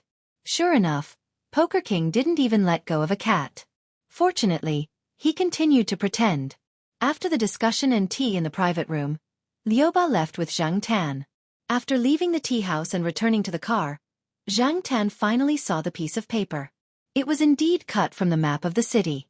Zhang Tan had studied the map carefully some time ago. The weasel boss had passed by there when he was stocking up. After finding some information, Liu Ba planned to go back and check the information carefully. Zhang Tan also had to go home to show his face. Otherwise, Zhao Pa would call everywhere to look for the cat. When he went home, Zhang Tan sent a message to Liu Ba. He remembered that when he was stocking up with the weasel boss in the grocery store, there was a fight between the police and the robbers. The young policeman surnamed Liao had left a deep impression on Zhang Tan. Moreover, Boss Huang and Heir Mao both said that he was a good person. Therefore, Zhang Tan thought that if Liu Ba couldn't handle it alone, could he ask the policeman for help? At that time, the policeman caught the robbers very quickly. Didn't Poker King say that if he couldn't catch the robbers in one go, the mole would have to run away? Although Zhang Tan didn't know much about policeman Liao, in order to find the orchid as soon as possible, he still trusted the weasel boss and Heir Mao. As for Liu Ba, he could always get in touch with her. After receiving Zhang Tan's message and suggestion, Liu Ba checked on policeman Liao. She found something interesting and thought that it was no wonder that the cat recommended him. Zhang Tan didn't know how Liu Ba contacted policeman Liao. Liu Ba only said that they would catch the mole at night. Liu Ba made a deal with policeman Liao. Policeman Liao liked to catch thieves. The thieves didn't necessarily mean those who stole small things, but also those who committed serious crimes. However, there were always people who blocked his way. Therefore, policeman Liao asked Liu Ba to take some blackmail information about those who blocked his way. With these blackmail information, policeman Liao felt that those people would hesitate when he caught thieves in the future. Liu Ba also joked with Zhang Tan that policeman Liao was quite interesting. He dared to take the blackmail information of his boss. He didn't care about promotion and only liked to catch thieves. In policeman Liao's own words, he was a cat who liked to catch mice. Promotion and money were not very attractive to him. Since Liu Ba said that they would catch thieves at night, they would probably go home later. Zhang Tan thought that Liu Ba would call Zhao Pa when the time came. At 10:30 p.m. At the entrance of a commercial street near the second ring road, a police car was parked by the roadside. There were two people sitting in the car. One of them was policeman Liao. The person in the driver's seat was also in a police uniform like policeman Liao. Just now, someone in this community called the police and said that something was stolen from their house. The person who called the police was a female student from a famous school nearby. Her voice was quite pleasant. Liao, believe it or not, that girl must be a beautiful girl. Don't say that I'm long-winded. At your age, you should find a partner. If you meet a good one, you should seize the opportunity. I know a guy who got together with the girl who called the police in a theft case. Now they are talking about marriage. Hee but... Crack. Policeman Liao looked at the handcuffs on his hands in surprise, then looked at policeman Liao in disbelief. One end of the handcuffs was cuffed to one of his hands, and the other end was cuffed to the steering wheel. The owner of the handcuffs was obviously policeman Liao. Kid, you haven't improved after learning for so long. How can you catch thieves with your reaction? Your skills are not up to standard. Learn from me and practice more in the future. Don't get handcuffed by the thief when you fail to cuff him. Take this as a lesson. Anyway, I don't need two people to report the case. I can go alone. You wait for me in the car. Don't think about snitching. We can't be traitors, okay? Policeman Liao said proudly. He opened the car door and was about to get out. However, just as policeman Liao took a step out, he felt a chill on his wrist. Because of the pull, there was an obvious pain on his wrist. Policeman Liao looked back at his wrist and found that the handcuffs that were originally cuffed to policeman Liao's wrist had somehow appeared on his own wrist. Liao, sure you. Brother Liao, I'm sorry, policeman Liao said with a sincere and apologetic smile. He said to policeman Liao, I also think that my skills are still lacking. I need more practice. It's better that I do it myself this time. Policeman Liao walked out of the car and went to a beverage shop that was about to close. He bought a cup of coffee and put it in policeman Liao's car. Brother Liao, have some coffee first. I'll be back after I'm done with things over there. Policeman Liao pressed his cap down and walked into the alley. F***CK. Liao sure, you mother***ker. Policeman Liao, who was cuffed to the car by himself, was so angry that he wanted to vomit blood. However, he didn't dare to curse loudly. He didn't want to be heard by the people around him. He quickly took out his keys. Nothing.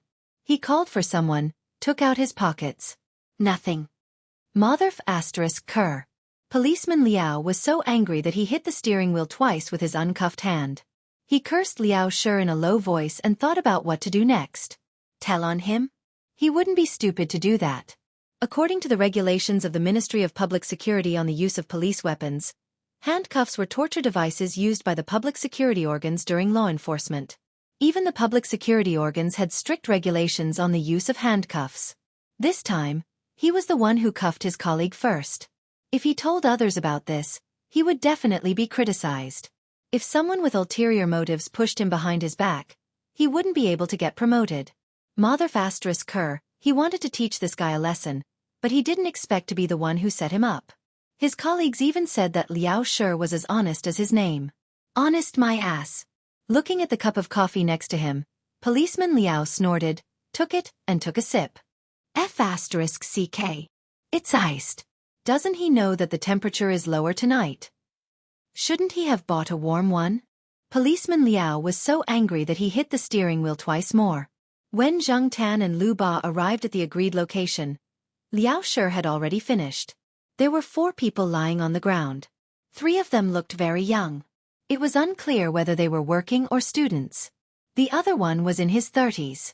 He wasn't tall and was slightly plump. He was the mole that Zhang Tan and Lu Ba were looking for. The mole had planned to escape tonight. Before he left, he wanted to deal with some goods in his hands. That way, he could escape more smoothly. However, he didn't expect that a young man in a police uniform would interrupt the transaction. Before he could escape successfully, he was knocked unconscious on the ground. I'll give you the person. Remember to send me the goods. Liao Shi pointed at the mole, lying on the ground, and said to Lu Ba. Lu Ba nodded. I remember. After getting the assurance, Liao Shi asked, Do you want to interrogate this person? Yes, there are some things that I want to know, Lu Ba said. Oh. Liao Shi paused and said, If it's something important or urgent, it might be a little troublesome. It's not easy to pry open this person's mouth. He has been tortured many times before. So. Lu Ba looked at Liao Shi. So, I suggest that you find someone to help you. Who? That cat knows. Liao Shi pointed at Zhang Tan, who was squatting in the shadows not far behind Lu Ba, and smiled sincerely. Zhang Tan was speechless. Why are you pointing at me? I don't know shit. Zhang Tan always encountered people who spoke halfway and did not understand what they were trying to say, but strangely, these people were able to understand what they were trying to say. This made Zhang Tan anxious about his own IQ. Since you gave me this information, Officer Liao took out a notebook, wrote down a string of numbers, and handed it to Lu Ba. This is his number. However, if you go alone, he won't care about you. Let the cat take you there. The success rate is higher. After speaking, Liao Shi raised his hand to press down the brim of his hat and left. He didn't care about the other 3 people who had been stripped naked and were lying on the ground in the cold wind. Lu Ba injected the mole with a tube of medicine that would ensure that the mole would continue to sleep soundly. After stuffing the mole into the trunk of the car, Lu Ba looked at Zhang Tan and asked, Who was the person that Liao Shi was talking about? Zhang Tan was also at a loss. F***CK. How would I know who Liao Shi was talking about? After carefully thinking about the people he knew and the people that Liao Shi might know, Zhang Tan guessed that Liao Shi was talking about that weasel. Weren't they not close? But other than that weasel, who else could it be? Mao? Or someone else? Lu Ba called the number that Liao Shi left behind. She deliberately increased the volume of the call. Zhang Tan jumped on the back of the chair and listened carefully with his ears perked up. After ringing for a while, the other side picked up. A muffled voice that sounded like a sleepy person was heard. Hello. Chapter 385. It was late at night, and only the orange streetlights on both sides of the street were lit. Only a few of the houses around were still lit. There were barely any pedestrians on the road, and the road that was crowded during the day had fewer cars now. In the grocery store, Boss Huang took out a cigarette from the pack and put it in his mouth. He took out his lighter and was about to light it up when someone knocked on the door. Boss Huang stayed in the room behind the grocery store at night, so the person who knocked on the door was the back door of the grocery store. He was not in a hurry to light the cigarette. With the cigarette in his mouth, he walked to the door in his slippers and opened it. He did not know the person standing at the door.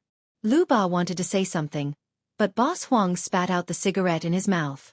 The cigarette hit Lu Ba's body, but he quickly caught it before it fell. Lu Ba had a feeling that if the person in front of him did not have a cigarette in his mouth, he would have spat at him. Therefore, he was glad that the person spat at him was a cigarette and not a spit. When Lu Ba told Boss Huang on the phone that Officer Liao had introduced him to Boss Huang, his tone was not very friendly. Lu Ba's instincts told him that there was some conflict between him and Officer Liao, but he still came because of the orchids. Putting the cigarette back into his mouth, Boss Huang looked down and saw the familiar black cat squatting beside him. He took a deep breath and did not say anything. He just tilted his head and gestured for them to come in. When Boss Huang heard Officer Liao's introduction, he did not plan to help. Even if he wanted to help, he would not do it so easily. He wanted to extort some money first, but he did not expect the black cat to follow him. No matter what, the black cat had done a free advertisement for his store, so his business was doing well. Moreover, the black cat knew Air Mao, so it did not seem right to chase it away. Lu Ba heaved a sigh of relief when she saw Boss Huang's action. As long as the black cat was allowed in, it meant that he would help. Lu Ba went back to the car and looked around. After he made sure that no one was paying attention to them, he brought the unconscious man in. Zhang Tan had only checked the store in front of the grocery store, so he did not go to the lounge at the back. The lounge was only around 10 square meters, but it was not messy. In comparison, Boss Huang did not seem to be in a good mood at night. Even though he looked mean, he was usually nicer to people during the day, unlike now. He seemed to be holding back his anger and had no intention of holding it in. She was probably angry because she was woken up? Boss Huang looked at the mole on the ground and took a puff of his cigarette before he said, "I hate being woken up at night. That Liao guy must have asked you to disturb me on purpose. TSK, young people are so petty." This time, Zhang Tan was sure that Boss Huang and Officer Liao must have had a little conflict because of something. Back when Zhang Tan followed Boss Huang to purchase goods, he did not know their names, but now that he thought about it, he was more familiar with them.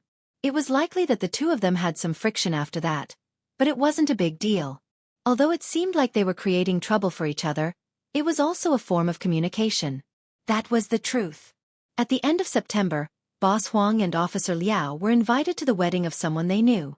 Boss Huang and Officer Liao sat at the same table, and they had a drinking contest. Officer Liao lost and was tricked by Boss Huang and a few other older men into making a fool out of himself. Officer Liao remembered these old men and would cause them trouble whenever he was free. It was the same this time. Officer Liao knew that Boss Huang did not like to be disturbed at night, but he still called Boss Huang and asked him to come over. Lu Ba wanted to know something from the mole, and as a folk artist, Boss Huang obviously had the ability to make the mole talk. Initially, Lu Ba was wondering how much Boss Huang would ask for, but to her surprise, Boss Huang did not. Boss Huang looked at Zhang Tan and said, "I'll let it go this time. We're even. Don't bring anyone over at night next time, and next time, I'll charge you. No discounts." An hour later, Lu Ba was kicked out of the door with the recorded information. At the same time, the mole who had fainted was thrown out of the door. Zhang Tan consciously went out before the weasel boss kicked him out. Boss Huang's temper was really bad at night. Zhang Tan asked Lu Ba to call Jiao Pa and tell him that he would not be going back at night. After leaving Boss Huang's place, Zhang Tan followed Lu Ba to Jean Gui's place, which was Jean Gui's nest. "I didn't expect you to know so many capable people," Lu Ba said as she glanced at the cat in the passenger seat. Whether it was Officer Liao or Boss Huang, they were a special kind of people. They had unique skills, but they did not show it. Even Lu Ba had never heard of them after staying in Chuhua for so long. When she was interrogating the mole, Lu Ba thought that Boss Huang would show her some unique skills, but to her surprise, Boss Huang did not do anything. He just sat there with a cigarette in his mouth. Lu Ba did not see anything from his 2 or 3 simple movements. It looked like he was just looking at the mole, before he sat back down with a cup of tea. Other than that, Boss Huang just sat there and interrogated the mole. Lu Ba was impressed. At the same time, she thought that if she had the chance in the future, she should hang out with these two more. This was also the biggest reward she got from this incident. It was not a loss. Lu Ba thought to herself. The information she got from the mole was not much, but it was very useful. Even though the mole did not directly participate in the orchid theft, he helped Lu Ba get a car and a few license plates. One of the license plates was the one given by Lord Kuan. Those who stole the orchid had changed their car midway, and the new car was obtained by the mole. By tracking the car and the license plates, Lu Ba should be able to get a general idea of the thieves' driving route in the province. However, Lu Ba did not plan to track them across provinces because she did not have the energy. Instead, she sorted out the information she got and sent it to the person in charge of the task force. After the orchid theft, due to the huge impact, the Municipal Public Security Bureau set up a task force to solve the case within a time limit. A large number of police officers and joint defense team members were deployed to conduct a net-like investigation of suspicious people passing through the area. Lu Ba believed that the police should have found some clues, but the information she had would only speed up the progress of the case. She believed that the information would make things easier for the task force leader. After all, it was a case within a time limit. If he could solve it, he would be promoted. If he could not, his position would be in danger. Recently, the task force leader was indeed worried about the slow progress of the case. 2 key figures had not been found. After receiving the email from Lu Ba, he followed the instructions in the email and found the mole, who had been thrown into a coma in an underground parking lot. The task force leader wanted to know who sent the email, but the email was anonymous. The sender had also covered up the email, so he could not find the correct IP. There was also a sentence in the email. Don't ask me who I am. I am Lei Feng, meow. The task force leader stared at the last word, meow, for a minute. If it were not for the urgency of the matter and he was busy solving the case, he would have studied it for a longer time. What kind of person was the sender? How old was the sender? This was the question that had been lingering in the mind of the task force leader. When Lu Ba sent the email, Zhang Tan was next to her. After seeing what Lu Ba sent, Zhang Tan's beard trembled a few times. He remembered that when he had returned the diamonds, he had written red scarf on the sesame seed cake bag. Sure enough, he was not the only one who did such a funny thing. Early the next morning, when the Zhao family woke up, Zhang Tan went back and knocked on the door. He had to show his face before the Zhao family went out. Otherwise, the Zhao family would be worried. Sure enough, after seeing Zhang Tan, Zhao Ma felt more at ease. Although the Zhao Pa and little Pomelo did not say anything, Zhang Tan felt that the two of them felt the same as Zhao Ma. After following the Zhao Pa to the canteen for breakfast, Zhang Tan went to Old Man Lan's house to visit him. Old Man Lan was still not in good spirits. He had lost a lot of weight in the past few days. At his age, a small illness could cause a series of adverse reactions. If this continued, he did not know what would happen. Grandma Zhai was very worried. She comforted him every day. Old Man Lan's sons and grandsons often came to comfort him. In fact, Zhang Tan thought that if the orchids could not be found, he would find a chance to dig up a few more. However, according to Grandma Zhai's words, Old Man Lan was stubborn again. The orchids he dug up were not as good as the one that was lost. The first pot was always the best. Its position in Old Man Lan's heart was irreplaceable. The task force sent back the news in mid-November. They found the pot of orchids at the border of Dian province. It was said that 70% of the criminal cases handled by the Public Security Bureau in a county in Dian province were about the theft of orchids. There were many experts in raising and stealing orchids there. When the task force found the pot of orchids, they also saw the 2 experts who were missing. As Poker King expected, the 2 experts were hired to take care of the orchids with a high salary. It was said that they were going to take care of the orchids and ship them out of the country. Unexpectedly, they were intercepted. As for the bidder in the black market, it was said that he was abroad. It was not easy to find out. As for whether this was true or not, let's not talk about it for now. To Old Man Lan, finding the orchids was the best consolation. When the orchids were shipped back, Old Man Lan was supported by Grandma Zhai. He trembled as he walked over. When he saw the pot of orchids that were still in full bloom, tears flowed down his face. After that, Old Man Lan slept soundly for a day and a night. After that, he began to feel better. Mood had a direct impact on one's condition. After the orchids were found, Old Man Lan's recovery was gratifying. As soon as the old man recovered, he found someone to rebuild the small flower bed. Old Man Lan implemented a series of anti-theft measures in the small flower bed. He found a few professionals who were on good terms with him to help. He used steel bars, iron nets, and anti-theft doors to reinforce the flower shed in the flower bed. He also installed automatic alarms, high-voltage pulse power grids, TV surveillance and video systems, and hired people to guard it. The school security office and some people from the logistics department nearby worked together to defend it. The school fully cooperated. In addition to these, Old Man Lan also had an idea. He wanted to raise a dog. Electronic devices were not completely reliable. Just like in the botanical garden, weren't there all kinds of electronic anti-theft measures? Wasn't it still tampered with? Therefore, Old Man Lan planned to use a multi-pronged approach. In the future, he would raise more orchids. Old Man Lan was confident that he could raise more high-quality orchids. The anti-theft measures must be done well. Since he had decided to raise a dog, Old Man Lan encountered another problem. He only knew about flowers and plants. He didn't know much about dogs. Usually, he only saw a few dogs in the courtyard.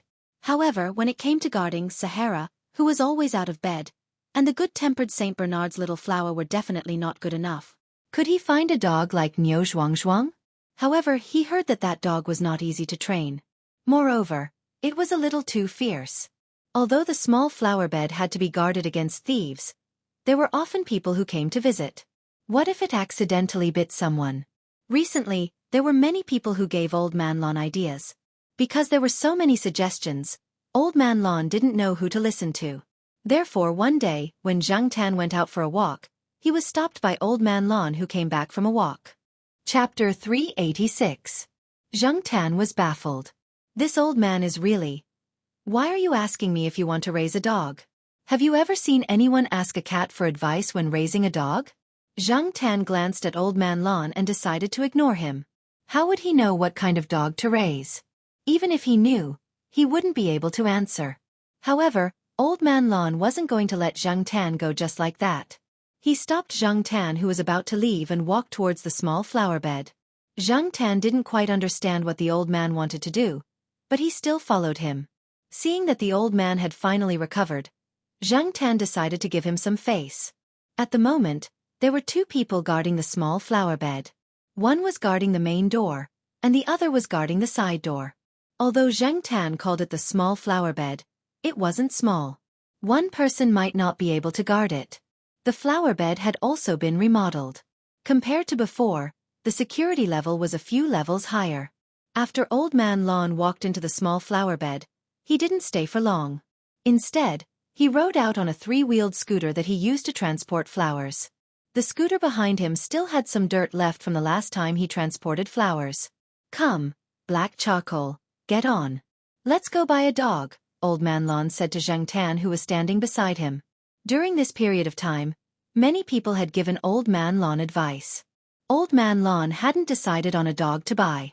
He didn't want to wait a few more months for the dog he wanted. He wanted to get this done as soon as possible so that he could feel better. Otherwise, he would always feel like something was hanging in the air. He heard that there were people selling small pets near the main school gate. There were also people selling dogs at the market at the end of the old street. Therefore, Old Man Lan decided to take a look. The dogs sold there definitely weren't expensive breeds. However, Old Man Lan wasn't too keen on expensive breeds. The breed didn't matter, as long as it could guard the door. A friend of his had a small Pekingese that looked after the house. It was better than some dogs that only grew in size. Therefore, the dog didn't matter if it was expensive or big. As long as it could guard the house against thieves, Old Man Lan was satisfied.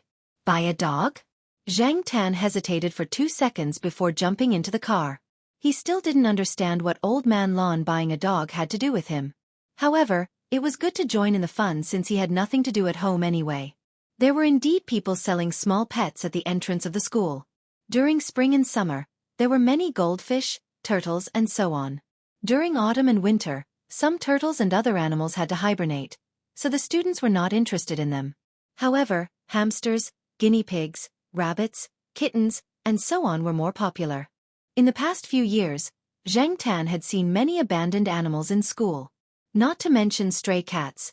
There were many abandoned cats in school. Hamsters and guinea pigs would probably be targeted by cats if they ran out. In the beginning, the students wanted something new. But after the novelty wore off, they began to think about abandoning them. Sometimes, Zhang Tan would go to the artificial lake or stroll to the scenic lake nearby. He would also see various dead small animals that had been thrown into the water. This kind of thing happened every year. No matter how the school worked, it was a common occurrence. With students buying, the peddlers were naturally happy to bring their goods to the school gate to sell. Walking along the road in front of the school gate, Zhang Tan could see several peddlers. Zhang Tan followed Old Man Lon to a stall. There were hamsters and rabbits sold here. There were 4 puppies in a big cage next to it. They looked like they were less than 2 months old. They were furry, could walk, and were in good spirits. The color of their fur was a little brown with some gray. The few peddlers that he passed by were also selling dogs, but there were many students surrounding them. There were Pekingese puppies, golden retrievers, and some not-so-proper huskies. Old Man Lon didn't seem to care about those. The pet stall in front of him was the last one on the road. The puppies looked very cute and were very attractive to students, especially female students. However, the few in front of him would probably start to attract attention in a month, because their appearance as native dogs would become more and more obvious. Compared to other dog breeds such as Pekingese and golden retrievers, native dogs were indeed very unpopular among students. However, when it came to guarding the door, Old Man Lon was still very satisfied with native dogs. Otherwise, he wouldn't have stopped in front of this small stall. According to the peddler, he was selling for a friend. His friend lived in the suburbs, and his family's native dog had given birth. He didn't want to keep it, nor did he want to sell it to a dog farm, so he asked him to bring it out to sell. Old Man Lon didn't believe this. Yesterday, he heard that the price of selling dogs for meat was not too high. In the farmer's family, puppies could be bought for a few yuan to a dozen yuan. That was why people wanted to bring dogs out to sell to students. They could earn a few more yuan from the students. Why does this dog have such a color? Old Man Lon looked at the puppies in the cage and said. When the peddler saw Old Man Lon's intention, he smiled and said, "Don't think that it's a little gray now. It will be different when it grows up. It will definitely be a big yellow dog like a bitch. Oh, I forgot to mention, bitches have ears. When these puppies grow up, they will definitely have ears and look energetic. Do you want to buy a dog to guard the house or just keep it for fun? Guard the door." Old Man Lon didn't have any requirements for the dog's ears. It didn't matter if it was standing or folded. The most important thing was that it could guard the door. Maybe it couldn't guard the door. He couldn't see it now. Looking at these puppies, he felt that they weren't very reliable. That's right. Don't say, native dogs are better for guarding the door. Those famous dogs might not be as useful as them. Didn't the news say a while ago that a family's house was burglarized? The dog even helped to move the things. The family who lives near our house also has a dog. When they bought it, I heard that they spent a few thousand yuan. But that dog, TSK, when someone knocks on someone else's door, his dog barks loudly. But when his own door is knocked, the dog doesn't make a sound. Look at how ridiculous it is. The peddler spoke with great enthusiasm. Old Man Lon also nodded, but didn't express his opinion. You couldn't generalize what kind of dog behaved like. No matter what breed of dog, there would always be good and bad. The peddler was still there praising. Different customers had different requirements. Naturally, his advertising slogans were different. Students mostly asked for a cute, easy-to-raise, and fresh dog, but the old man definitely asked for a practical dog. Our dogs are all raised by farmers to guard the house against thieves. They are definitely all experts. My friend's big yellow dog has even caught thieves stealing chickens a few times. The peddler didn't finish his words.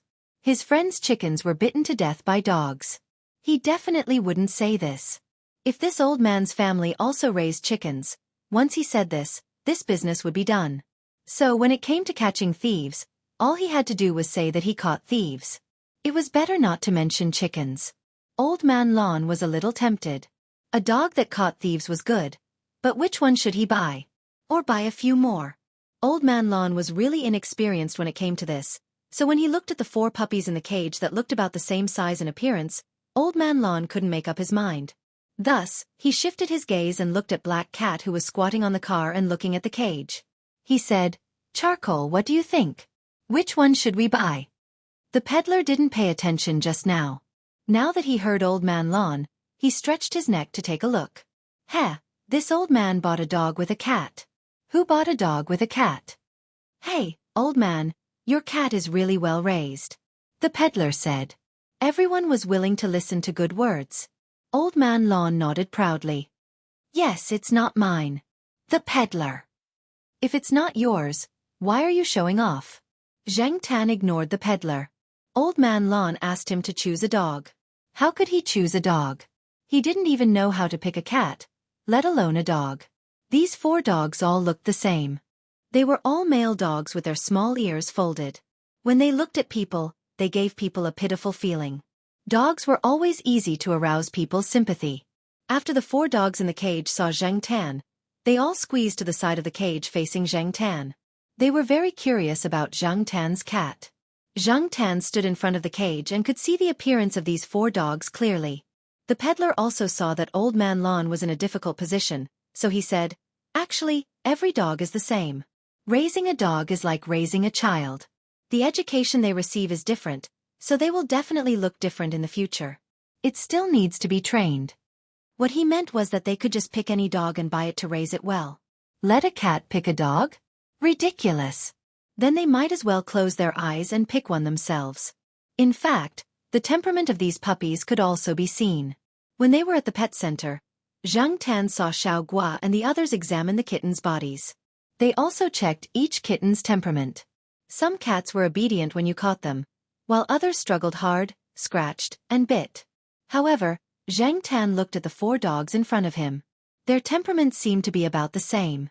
None of them were particularly noisy, and none of them were particularly quiet. No wonder Old Man Lon found it difficult to decide. Black Charcoal, don't worry and choose boldly. Choose any one of them. If they go astray in the future, I won't blame you. That's my responsibility. Old Man Lon said. In fact, Old Man Lan's idea was that the dogs in the courtyard were all good. Since Zhang Tan's cat had a good relationship with the dogs, then the dog he chose wouldn't be too bad, right?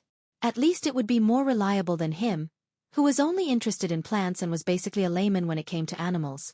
Zhang Tan didn't know what Old Man Lon was thinking. When he heard Old Man Lon say that, he raised his hand and patted the cage. Over there, a puppy was squeezing with its 3 brothers. When it saw Zhang Tan patting the cage, it even opened its mouth, as if it thought it was very funny. That one. Old Man Lon pointed at the puppy and said. The stall owner found it funny. He thought that the black cat was just waving its paw at the dog in the cage. It wasn't picking a dog. However, since the customer said so, he wouldn't explain more. He happily opened the cage and carried out the puppy that he just pointed at. Do you think it's this one? It's just weaned. You can feed it some rice paste or something like that. The stall owner handed the puppy to Old Man Lon. Black Charcoal, is this the one? Old Man Lon looked at Zhang Tan. When he saw that Zhang Tan had already returned to the car, he looked at the puppy in his hand. He looked at it and didn't see any injuries, so he asked for the price. I originally planned to sell it for 80 to 100. Old man, you're the first one to buy a dog today. I'll give you a discount. 60. The stall owner said. 60? Are you trying to scare me? A few days ago, I heard that a 3-month-old dog was only sold for 50. Your price is a bit too low. Old Man Lon said. He didn't think it was expensive. He was just speaking the truth. Hey, you can't say it like that. Old man, you should be willing to pay any price for a dog. This dog is really good. It inherited its parents' ability to guard the door. It's not like other pampered dogs. Many dogs in the city have forgotten how to guard the door. In the end, the puppy was sold for 60. However, the stall owner gave them a cage. The cage wasn't big enough to hold 2 puppies of this size. It was just that the workmanship wasn't as good.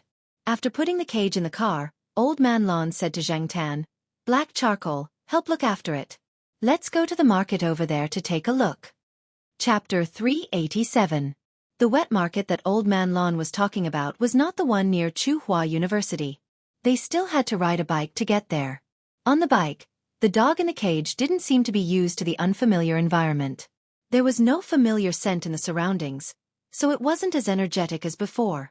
After a few grunts, it saw Zhang Tan and stuck its nose and mouth out of the gap in the cage's iron mesh. It bit the iron wire and even stretched out its paws to scratch it a few times. Zhang Tan looked at the dog playing with the iron wire. He raised his hand and patted its nose. He didn't expect the little guy to open its mouth and bite. Zhang Tan had nothing to do, so he patted the dog's nose and played with it. The dog's reaction wasn't fast, so it couldn't catch up. No matter how hard it tried, it couldn't bite Zhang Tan. The dog didn't bite because it wanted to bite something. It was just playing. Zhang Tan chose this dog because it wasn't as good or smart as Old Man Lon thought. Zhang Tan couldn't tell what was so good about this puppy. In fact, the main reason was that this dog had the biggest mouth. Zhang Tan carefully compared it just now. This dog's mouth was indeed a little bigger than its three brothers. Finally, he found a difference. So Zhang Tan chose this dog. 20 minutes later, Old Man Lon rode the bike to a wet market and pushed the cart in. At this time, the wet market had passed the morning rush hour. There weren't many people in the wet market. Generally, young people wouldn't go to the wet market to buy dogs. Firstly, it would give people the impression that they didn't like dogs. Secondly, the wet market basically only sold mutt puppies. Young people didn't like them. Therefore, the people who came to buy dogs were mostly middle-aged and old people. Old Man Lon only knew that mutt puppies were sold here because he didn't have this kind of experience before. After asking, Old Man Lon walked in the direction that someone pointed to. There were people selling dogs there. Dogs were sold in the vegetable market. They were either specially bought and sold for cooking, or they were originally selling vegetables and had puppies at home, so they decided to sell them. Old Man Lon looked at the two families. The dogs of the two families were slightly bigger, probably 3 or 4 months old. Old Man Lon felt that it was better to raise a dog from a young age. They had deep feelings for each other. Before the puppy's temperament was fully developed, he could still correct it. Therefore, this time, he planned to buy 2 puppies that were 1 or 2 months old. He would raise them in a small garden from a young age. That would be more effective. It was also for this reason that he had rejected the kindness of a few friends who had sent him dogs. He had no feelings for the big dog, and it was not easy to cultivate feelings, so he decided to forget about it. The puppy in the cage on the car stopped playing with Zhang Tan, probably because of the sounds of the big dogs and small dogs in the market. It squatted there and listened carefully while looking around. Zhang Tan looked around from the edge of the car. Those dogs in cages made him feel a little sad. This reminded him of a bad experience in the past. These were not raised as meat dogs. They were bought from some farmers at a low price by the vendors. In the past, they were used to look after the house dogs. It could be seen from their eyes. Not to mention the dogs, even now, countless cats were being shipped to the south. Change. Society was like this. It could not be changed. Just as he was thinking, Zhang Tan heard a discussion not far in front of him. He stretched his neck to look. Zhang Tan saw a colorful dog with a basket in its mouth. It followed someone all the way to a stall selling vegetables. There were puppies in the basket. They looked slightly smaller than the one in Old Man Lan's car. Because of the angle, Zhang Tan could not see how many puppies there were. He could only see half of a puppy's head. The rest could not be seen. Because of this, many people gathered around to watch. Old Man Lon also pushed the car over. Fortunately, there were not many people in the market at this time. Otherwise, the car would not be able to be pushed in. "This dog is for sale, right?" someone asked. "Yes, it's a family dog. It's very obedient. We let it carry the basket and it came over," the stall owner said. "This bitch doesn't know that it's selling puppies, right? Sigh, it looks so pitiful." Although some people pitied it, the people who gathered around were just saying. However, there were really people who wanted to buy a dog. One of them was a person who opened a restaurant nearby. It was not time for work yet. That person was looking for someone to chat with in the market. When he saw the dog, he wanted to raise it. The restaurant had to be guarded against thieves. It also served as a deterrent to those who wanted to cause trouble. "This dog is not bad. This shrimp waist is long." The restaurant owner looked at the bitch holding the basket just now. His eyes were shining. He had raised many dogs in the past few years. He had a good eye. "What's wrong?" Boss Lu, is there such a thing about dogs? Tell me, if I'm interested, we can buy one. My family's warehouse really needs a dog to guard it, another middle-aged man came over and said. Yo, Boss Wang, why are you here? Boss Lu, who opened the restaurant, did not ask much. Seeing that everyone was looking at him, he began to talk. This dog is not as lowly as others say. It can hunt and guard the house. Boss Lu talked about the dogs he raised in the past. The people around him had nothing to do at this time, so they all came to listen to the story. Old Man Lon also listened with interest, but because he was pushing the cart, he couldn't get too close. He could only see the bitch squatting next to him from the gap between the people in front of him. In fact, Zhang Tan listened to Boss Wang's words. This person might not really know much about dogs. He was just basing his words on the fact that he had raised a dog before. In addition, he had learned a little from other people. It was possible for him to bluff people here. That person also said that the dog he raised was good. Oh hey, I laughed at that time. It was obviously a dog used for hunting, but he raised the dog to look like a pig with a bucket waist and was proud of it. I was embarrassed to say that he was far worse than the shrimp waist dog I raised before. Our dog can jump 3 or 4 meters in a jump. It can be sold in some places for tens of thousands of yuan. When the people around heard this, they couldn't help but exclaim. Listening to everyone's praise, Boss Lu, who opened the restaurant, became even more proud. He coughed, restrained the smile on his face, and said with the look of a professional expert. However, if it is used as a hunting dog, the choice of dog still depends on the terrain and the place. Is it a plain or a hill? Is it a small mountain or a big mountain? Different terrains require different hunting dogs. For example, if you get a thin dog to fight a big mountain, it can't fight a wild boar, so it still needs a big dog like Castro. But if you use a dog that can fight a big mountain to catch a fox or a wild rabbit on a plain, it may not be able to outrun it. But then again, in fact, this dog is good as long as it is used well. Then, a bunch of people around him went, yes, yes, yes, in agreement. Boss Lu, what is a thin dog? Someone selling vegetables at the back of the stall asked. Boss Lu sat on the chair given by the stall owner, crossed his legs, and answered slowly. It's a thin dog. Just like its name, it's slender and streamlined.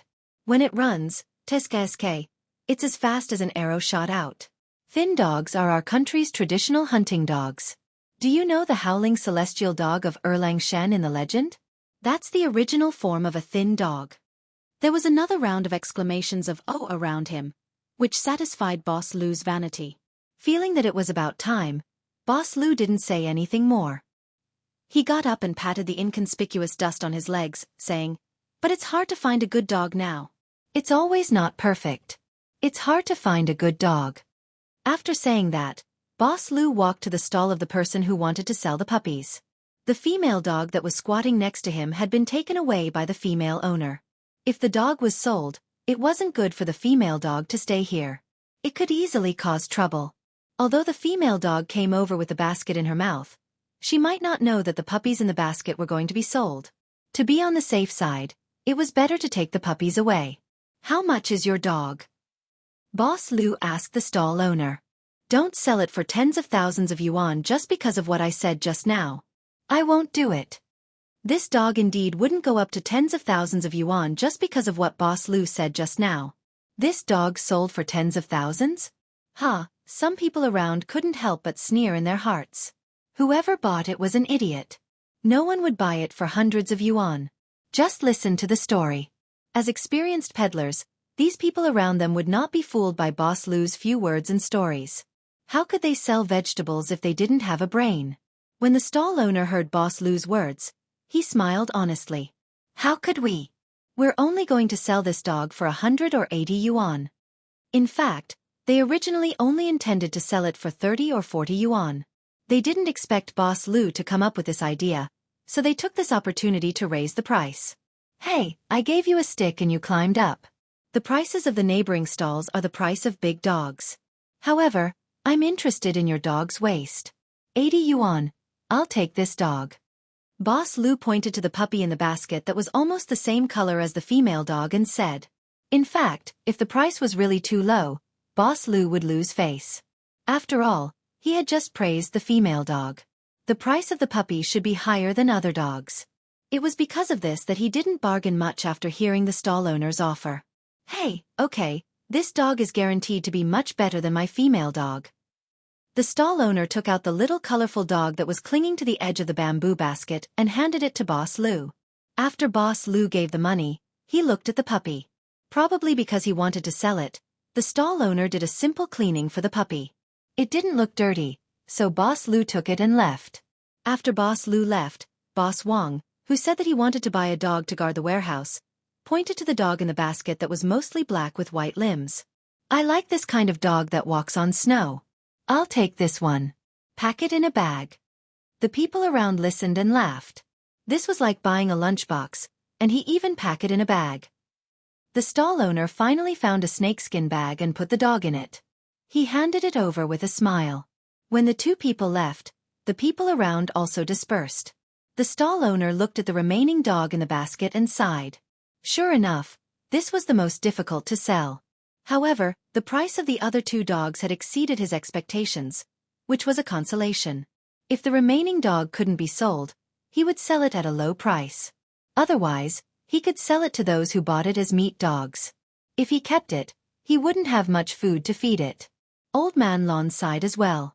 In fact, he had his eyes on the dog with 4 hooves treading snow. Although it wasn't a pure 4 hooves treading snow, it still looked better than the last dog. Even if he couldn't buy this dog, Old Man Lon wanted to buy the one with flowers.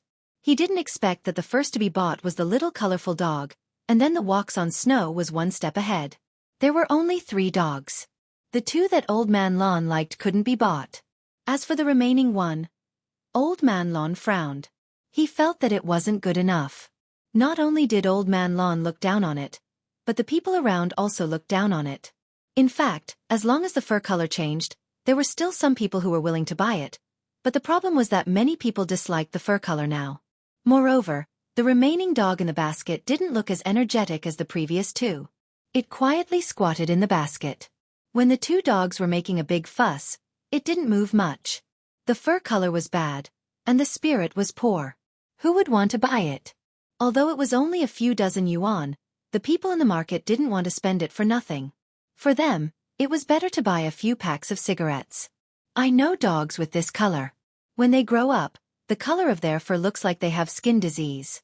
It's so ugly. Not far away, a stall owner selling pork said. I don't think it looks good either.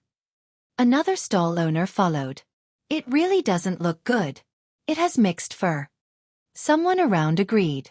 Old Man Lon didn't want to buy it after hearing that. First, he didn't like the color of the dog's fur. Perhaps it was because of the flowers. He preferred a slightly more pure color. Even if it wasn't a pure color, it was fine with some other colors. However, he didn't like this kind of mixed fur. Just as the stall owner said, dogs with this color looked like they had skin disease when they grew up. Second, this was the leftovers of others. Coupled with the words of the people around, he always felt that it was a low-quality product. Old Man Lon was about to push the cart away, but when he turned his head, he saw the cat on the cart jump down and walk to the side of the bamboo basket. Chapter 388. Although the dog in the basket was less active than the other 2, its eyes were not as listless as they looked. When Zhang Tan approached, he could see a little vigilance in the puppy's eyes. The remaining puppy's fur color was gray, and its fur was mixed with dark brown and even almost black stripes. At first glance, it reminded people of the tortoiseshell cat. However, the tortoiseshell cat's fur color was more mixed and there was no pattern. There would not be such a relatively uniform distribution of color spots. After staying in the pet center for a long time, Zhang Tan had also seen a lot of dogs and heard a lot about various dogs. Once, Zhang Tan wandered around the pet center after completing a task at Xiao Gua's place. He saw a person talking to Xiao Gua, and there were several dogs around that person who looked like they had skin disease.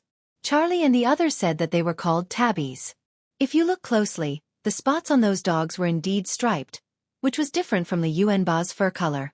The dogs also looked very fierce. However, many people were fond of this fur color. The more famous one was naturally the Shangrao tabby, which was rumored to be a hunting dog used by the royal family. Tabbies may not be as magical as some people say. Even if they are not all right, it also shows that this fur color is still liked by many people. The person who talked to Xiao Gua liked this kind of tabby very much. Most of the dogs in his hand were of this color. In fact, in the countryside, this kind of fur color was not rare. It was just that many dogs in the countryside who were used to watch the house did not care about the color of their fur. In fact, the most important thing was how to raise them. Now, this puppy was the only one left among the 3 puppies. The fur color was the most important reason. Apart from the fur color, Zhang Tan looked at this puppy and found it quite pleasing to the eye. It was not noisy. In the past, he had heard from Charlie and the others that under normal circumstances, tabby dogs were more stubborn and fierce than other native dogs. They had a good hunting ability and were more flexible than ordinary native dogs. When used for hunting, their performance in small hills was also better. However, because of their impatient and unsteady character, most tabby dogs could rarely be the lead dog in actual combat in large hills. It wasn't absolute, but that was the case in most cases. Tabby looked very cool, unlike many big yellow dogs that looked honest. However, Zhang Tan felt that this little tabby dog was more honest and steady than the little yellow dog that he had bought earlier. Of course, this was just how it looked. As for what it would be like when it grew up, Zhang Tan couldn't say for sure. The surrounding people all disliked the color of the dog's fur, but Zhang Tan felt that it was not bad. The dog that was originally squatting also stood up as Zhang Tan approached. At first, it did not bark much, but after staring at Zhang Tan for a while, it began to whimper, its little tail wagging. The dog seller was puzzled when he saw the black cat running to the dog basket. Since when did the market have such a black cat? It even swaggered around here. Generally speaking, cats and dogs would not be so calm in the market. The murderous aura was too strong, just like the dogs in cages that were about to be sold. In contrast, this black cat was too different. It was not anxious, and it was not afraid of strangers. The stall owner was about to say something, but Old Man Lon had already spoken. "What, black charcoal, have you taken a fancy to this one?" Old Man Lon walked over, squatted down, and looked at the dog carefully. He had not planned to buy it, but after seeing Zhang Tan's behavior, he changed his mind. "Oh, old man, this is your cat. It's so brave." The stall owner laughed. Old Man Lon said, and did not say much. He looked at the dog carefully, and even picked it up to take a look. Seeing that the dog's fur was a little ugly, but it did not seem to be sick, the awkwardness in Old Man Lan's heart eased a little. Looking at the black cat next to him, the balance in Old Man Lan's heart tilted a little. Seeing Old Man Lon hesitate, the stall owner wanted to sell the dog quickly, so he said, "Old man, this is the last dog. If you pass this village, you won't get another one. This dog is a good dog, or else the 2 bosses would not have bought it. But I see that you don't like the color of its fur. How about this? I'll give you a discount. The 2 dogs just now were sold for 80, and this one is sold for 60. How about that?" Old Man Lon did not say anything, as if he was still thinking. In fact, he was observing Zhang Tan's reaction. He could not make up his mind about the dog, so he left the choice to Zhang Tan. Seeing that Zhang Tan's gaze was indeed fixed on the dog, Old Man Lon also had the idea of buying the dog. Forget it, it's just the color of its fur. The most important thing when choosing a dog is the dog's inner character. In terms of appearance, there is no need to be too strict, or else it will not be inverted. Old Man Lon comforted himself in his heart. However, Old Man Lan's silence was seen by the stall owner as his dissatisfaction with the price. Looking at the old man in front of him, there was nothing special about his attire, and he did not look like a rich person. Moreover, he knew that old people at this age were very concerned about money and would not be willing to spend more. Therefore, the stall owner thought about whether or not to lower the price. Hearing the barking of a dog, the stall owner looked towards the electric tricycle. Seeing that there was a dog in the cage, he asked Old Man Lon, "Did you just buy the dog on the tricycle?" Old Man Lon, who had already made up his mind, put down the dog and slowly stood up. "Yes, I just bought it. It's 60, and it comes with a cage," Old Man Lon said honestly. However, from the stall owner's point of view, this old man really did have a problem with the price. However, the dog on the other party's tricycle was slightly bigger than his own, and it looked much more energetic. It even came with a cage. If he shouted, 60 again, this deal would probably be off. Seeing that no one around was interested in this dog, the stall owner thought for a moment and said, "How about this? I also want to sell this dog quickly. My wife left with the big dog and will be back soon. Before she comes back with the dog, I want to sell the dog. How about 40? That's half price. In fact, apart from the color of its fur, this dog is really not bad. After it grows up, it will definitely be dedicated to guarding the house. Look at its eyes. This is the type that is willing to bark when it sees strangers. Moreover, it will bark more fiercely than other dogs. It won't be scared into silence. The stall owner looked very honest and seemed very sincere when he spoke. But in fact, the stall owner thought in his heart that 40 yuan was more than they had originally thought. No matter what, it was more than they had earned, and it was not a loss. As for praising the dog, it was pure nonsense. How could he know how to judge a dog? He just learned from Boss Lu and made up a few sentences. Old Man Lon, who had originally planned to pay and leave, paused when he heard that the price was reduced again.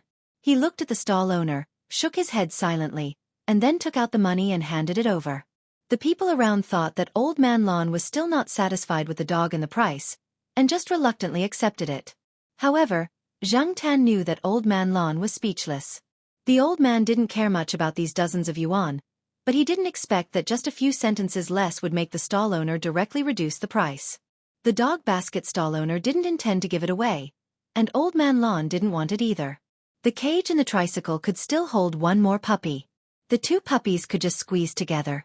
Anyway, they would be able to go back soon. The two puppies squeezed into the cage. They were both puppies, so they didn't fight much. However, the little yellow dog was more lively and took the initiative to tease them a few times. Zhang Tan watched from the side. Two puppies, less than 100 yuan combined. How cheap it was. They were both dogs, but compared to those expensive breeds, the price was 100 or 1,000 times higher or even more. Zhang Tan didn't dare to guarantee how these two puppies would grow up in the future. Didn't Old Man Lon say that it was Old Man Lan's own responsibility if he raised them wrongly in the future? It had nothing to do with Zhang Tan. After returning to school, Old Man Lon placed the two puppies in the small flower bed and didn't bring them back to the family building. Old Madame Zhai cooked some rice paste and mixed some ground meat for the two puppies to eat. The two puppies ate happily. Old Man Lon gave the two puppies names. The little yellow dog was called Qian Li, and the one with Tabby was called Shun Feng. Old Man Lon hoped that these two puppies could be as capable as the clairvoyant, and ears, and guard the small flower bed well against those who had bad intentions. The pot of orchids was still blooming. It took longer than other varieties of orchids to bloom, which surprised many people. Since the orchids were found, Old Man Lan's small flower bed wasn't open to the public. Only a few people who were close to him were allowed to enter. The media also cooled down. It wasn't that they didn't want to report, but that the higher-ups didn't allow them to continue reporting. Old Man Lon also had the same intention. He didn't want to attract more people who had bad intentions. The puppies were still young, so Old Man Lon didn't give them a nest. He used a cardboard box to make a temporary kennel for them. When the two puppies grew up, he would use wooden boards to make two bigger kennels.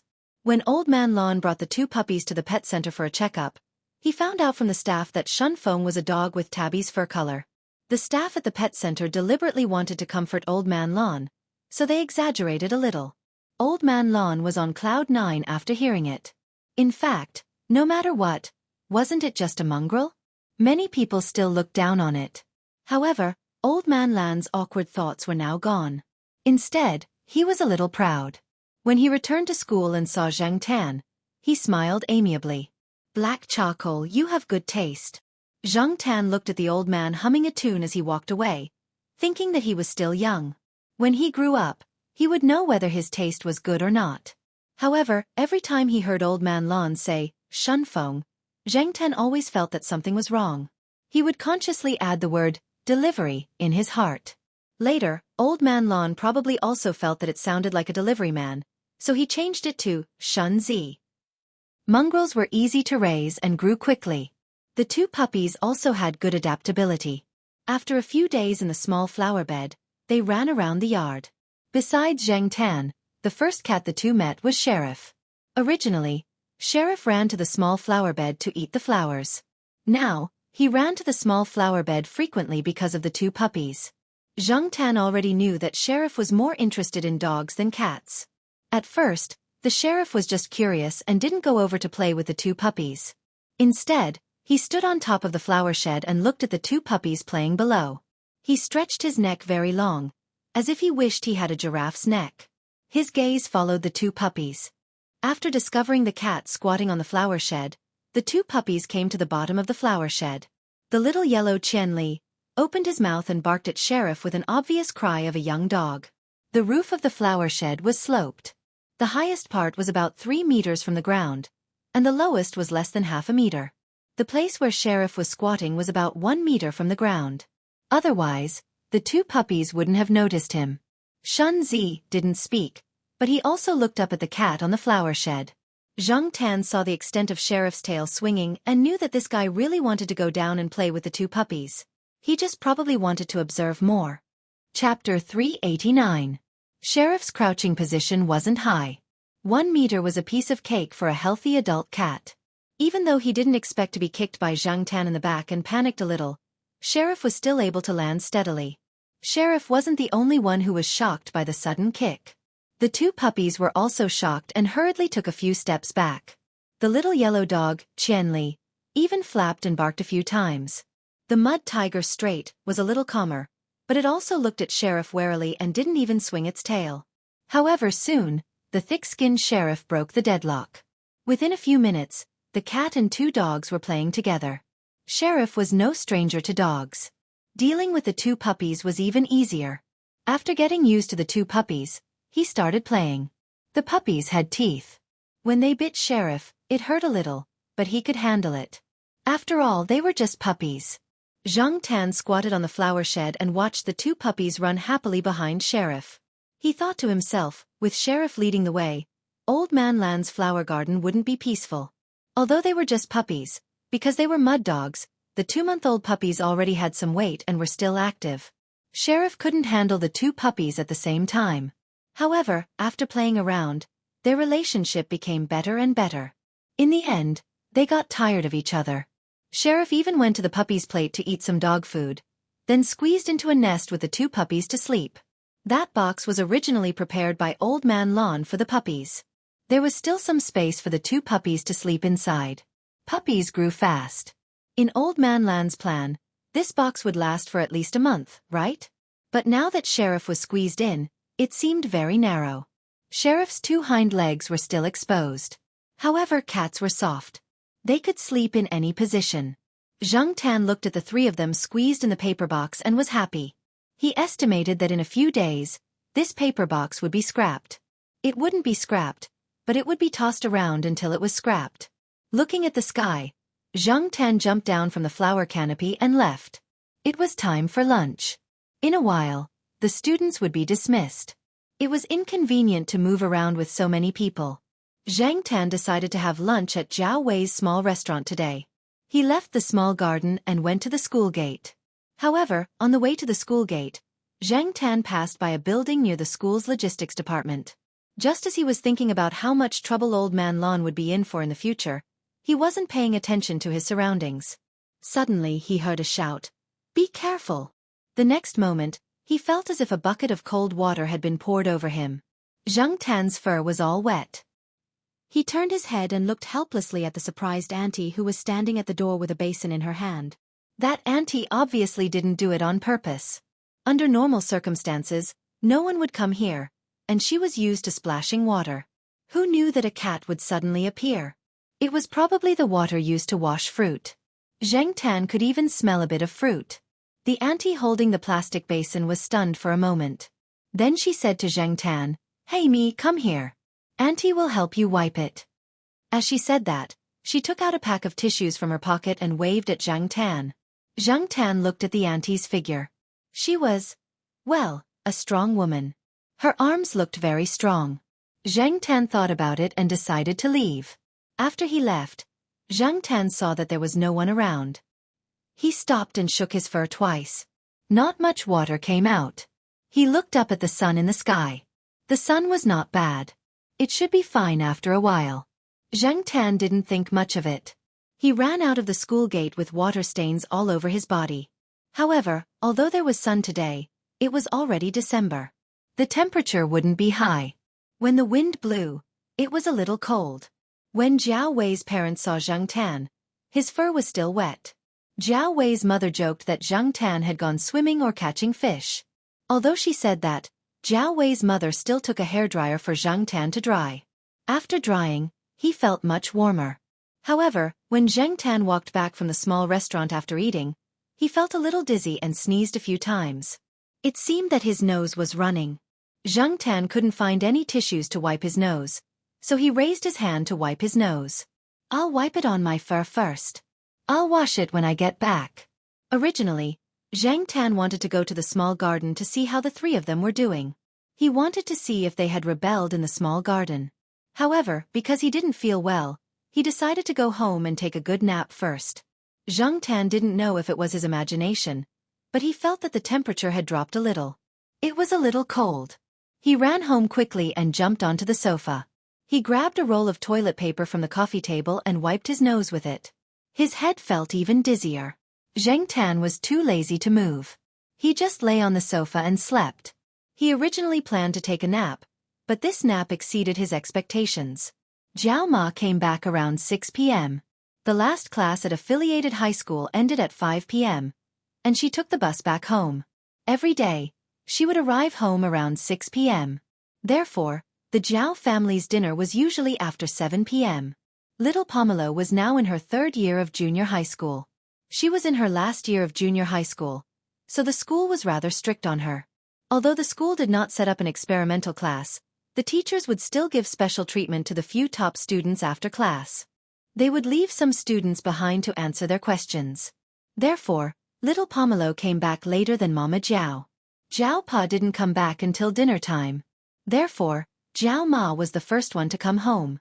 Jiao Ma stood at the door, wondering if her cat had forgotten the time and hadn't come home yet. If Zhang Tan was at home, he would turn on the lights in the living room and leave the wooden door open. Everyone in the Jiao family knew to turn on the lights and open the door. They had gotten used to it over the years. Jiao Ma took out her key to open the door. It was dark in the house. The lights in the hallway weren't very bright.